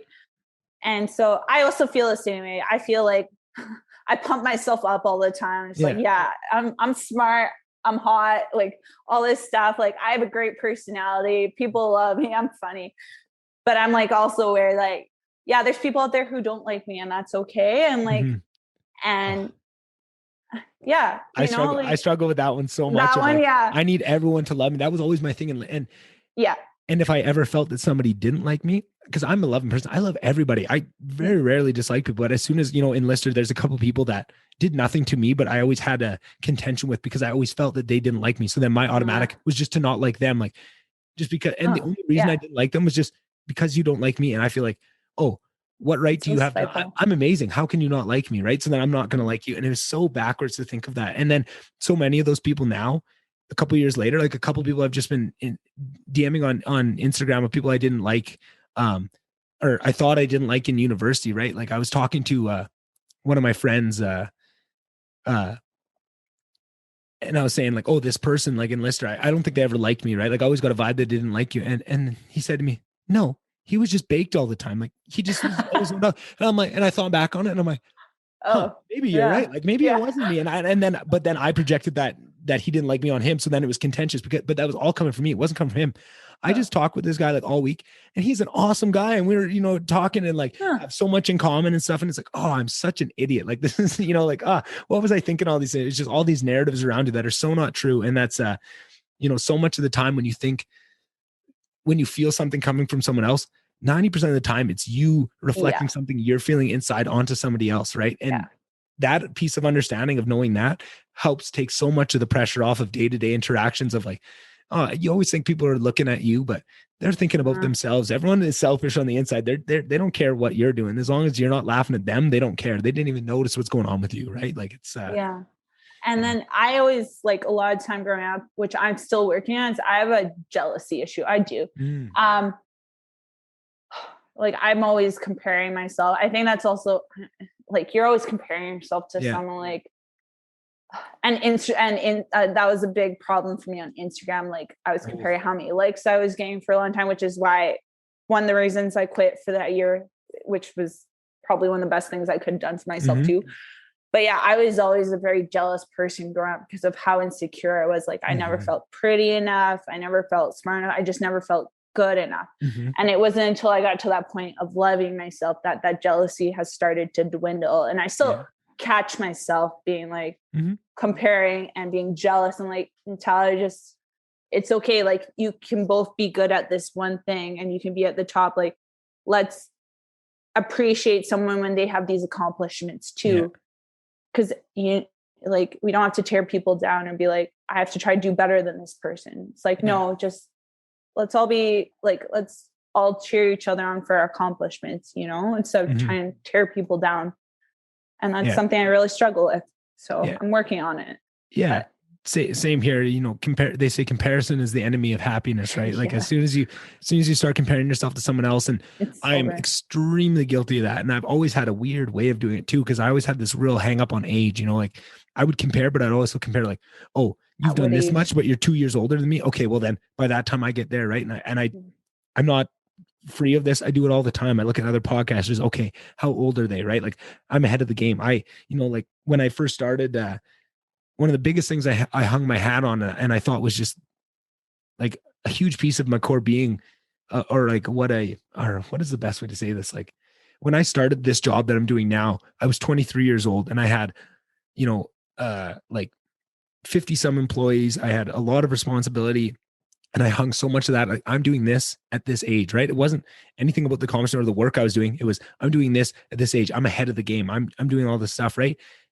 And it was great. But then I'm doing the same job 3 years. Okay. Now I'm doing that same job at 26. Now I'm seeing people catch up. Like I haven't grown. I haven't done this. And I was so hung up on this age thing that I was just making myself unhappy about it. Right. Like it's so silly. And I know it's silly, but for whatever reason, sometimes things are silly, but it still hits you right in the heart all the same. Right. And it really, you just still feel it. Yeah. So like, I think I'm going to be battling that one. I feel like that one's not going away anytime soon. And I'll be, that comparison one is probably one of the deepest hooks that's in us all. And I think social media knows that. And that's what the algorithms are built upon that. And they try and pit you against other people with that so that it keeps you interacting, because that's how they make their money. Is the more time you are on that thing, interacting, checking your likes, that's putting cash in their pocket every time. And they know that. It's what do you do? It's a lot of dangerous game. It's a David versus Goliath, though. They have a lot of power with what they do. And the more times we have conversations like this that let people know, there is more to it, and there's stuff behind it, and there's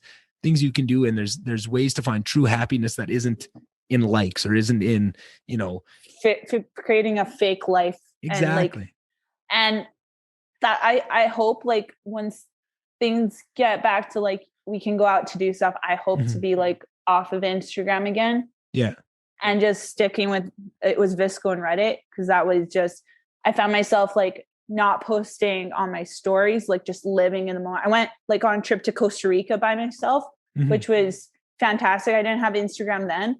And I would just, like go out and I would talk to people. And then even like, it's nice to be able to have them follow on your social media and like be able to catch up with them. But I didn't have that at that point. So it was just like, we talked and just had the conversations. I wasn't trying to get like the right stories, like, oh, look what I'm doing right now. It's so cool. Yeah. And just, I just found it was living in the moment more, not being on Instagram.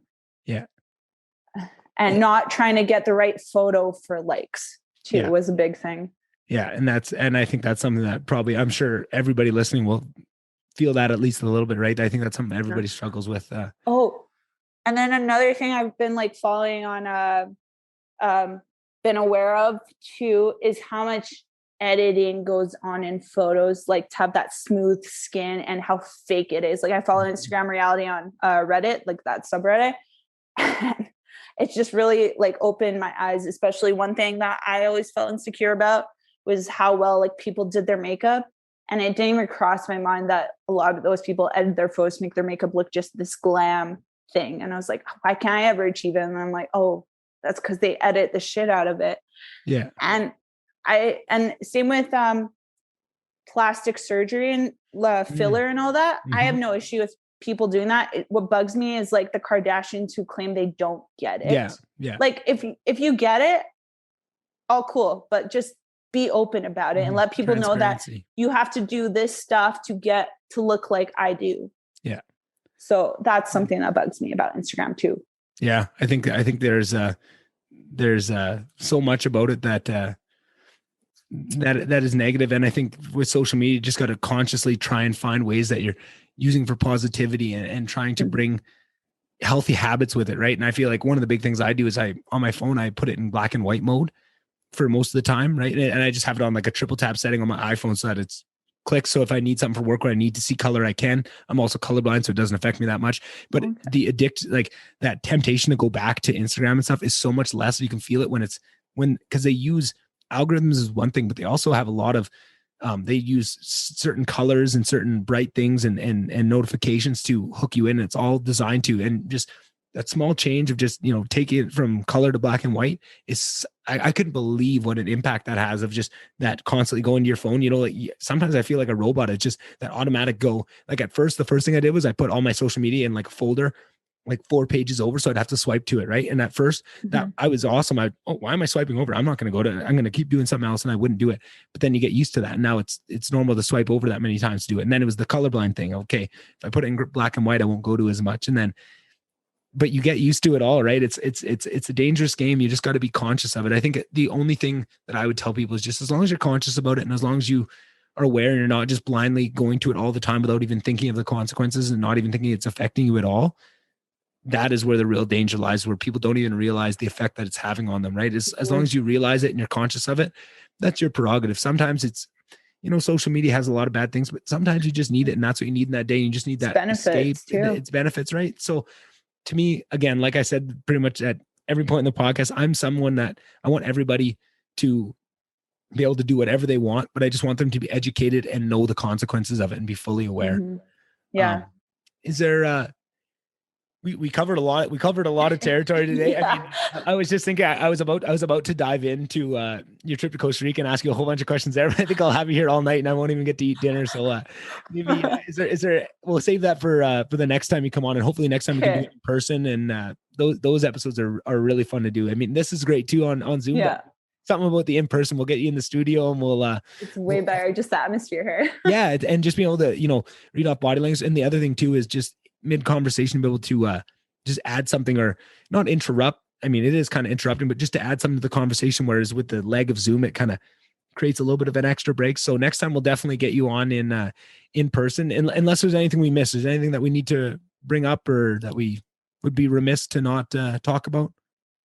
Probably not. I could go on a lot about a lot of things because I have a lot of opinions. Hey, me too. Well, maybe next time, knowing that, maybe next time we'll do a 5-hour one. We can go all day. I mean, I'm there for it, but I mean, today we'll have to plan it out a little better so we got the time. We're not keeping you up all night because we both got to get to bed at some point. So thank you so much.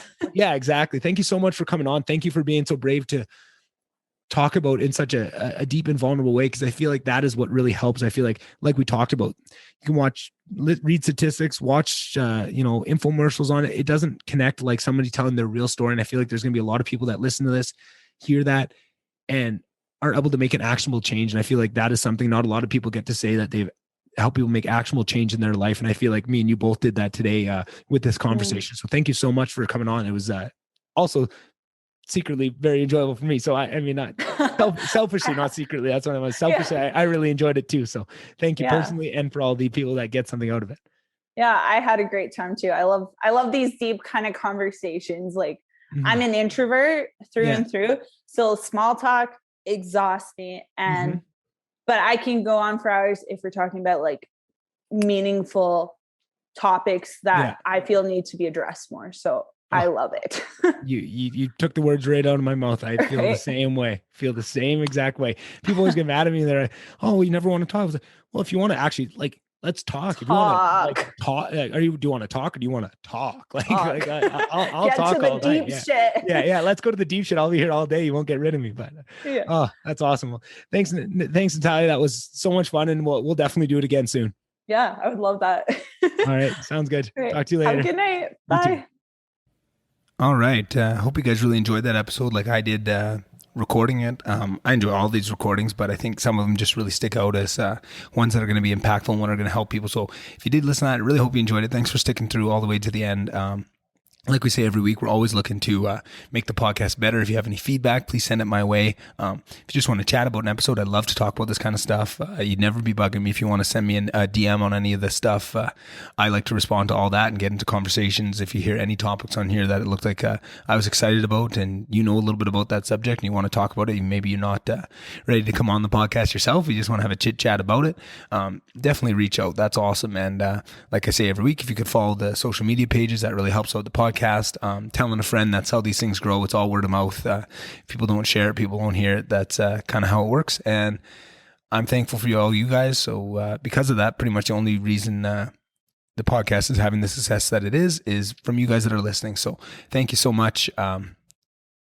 Try to keep your head up. I know things are looking down and people are getting really frustrated with some of these restrictions and with the weather opening up and allowing you to do a few more things. I think it's really shining a light on the hypocrisy of some of these controls. I know we felt like Footloose not being allowed to dance at the wedding and that kind of stuff. So it may be frustrating, but I think the tide is turning, and I think every person I've talked to in the last 3 months has been the same thing, saying like, this is ridiculous. I haven't talked to one person that thinks that this is even somewhat rational. And if you feel like you're that person and it seems like social media is all the other way and that you're the crazy one, you're not. That's what they want you to think. That's how they turn all the stuff. That's what gives them power. So just know that you're not alone if you think that way. And if you don't think that way, that's fine too. Everybody's fine. Just be nice to people and things are going to get better here. And people are getting sick of some of this stuff, some of the power that people maybe don't deserve and are wielding a little bit too liberally. I think we'll see an end to it a lot sooner than you might think. And I don't think it might be for the reasons you might think. I don't think it's going to be them waking up and changing their mind any day, but I think there's a lot more power to the people than they think. And I think that worries them. And that's why they're doubling down and being so hypocritical about this stuff, because that's their only way they know how to grasp at the last essences of their power as people see through their ability to wield it. So I'll leave you guys with that.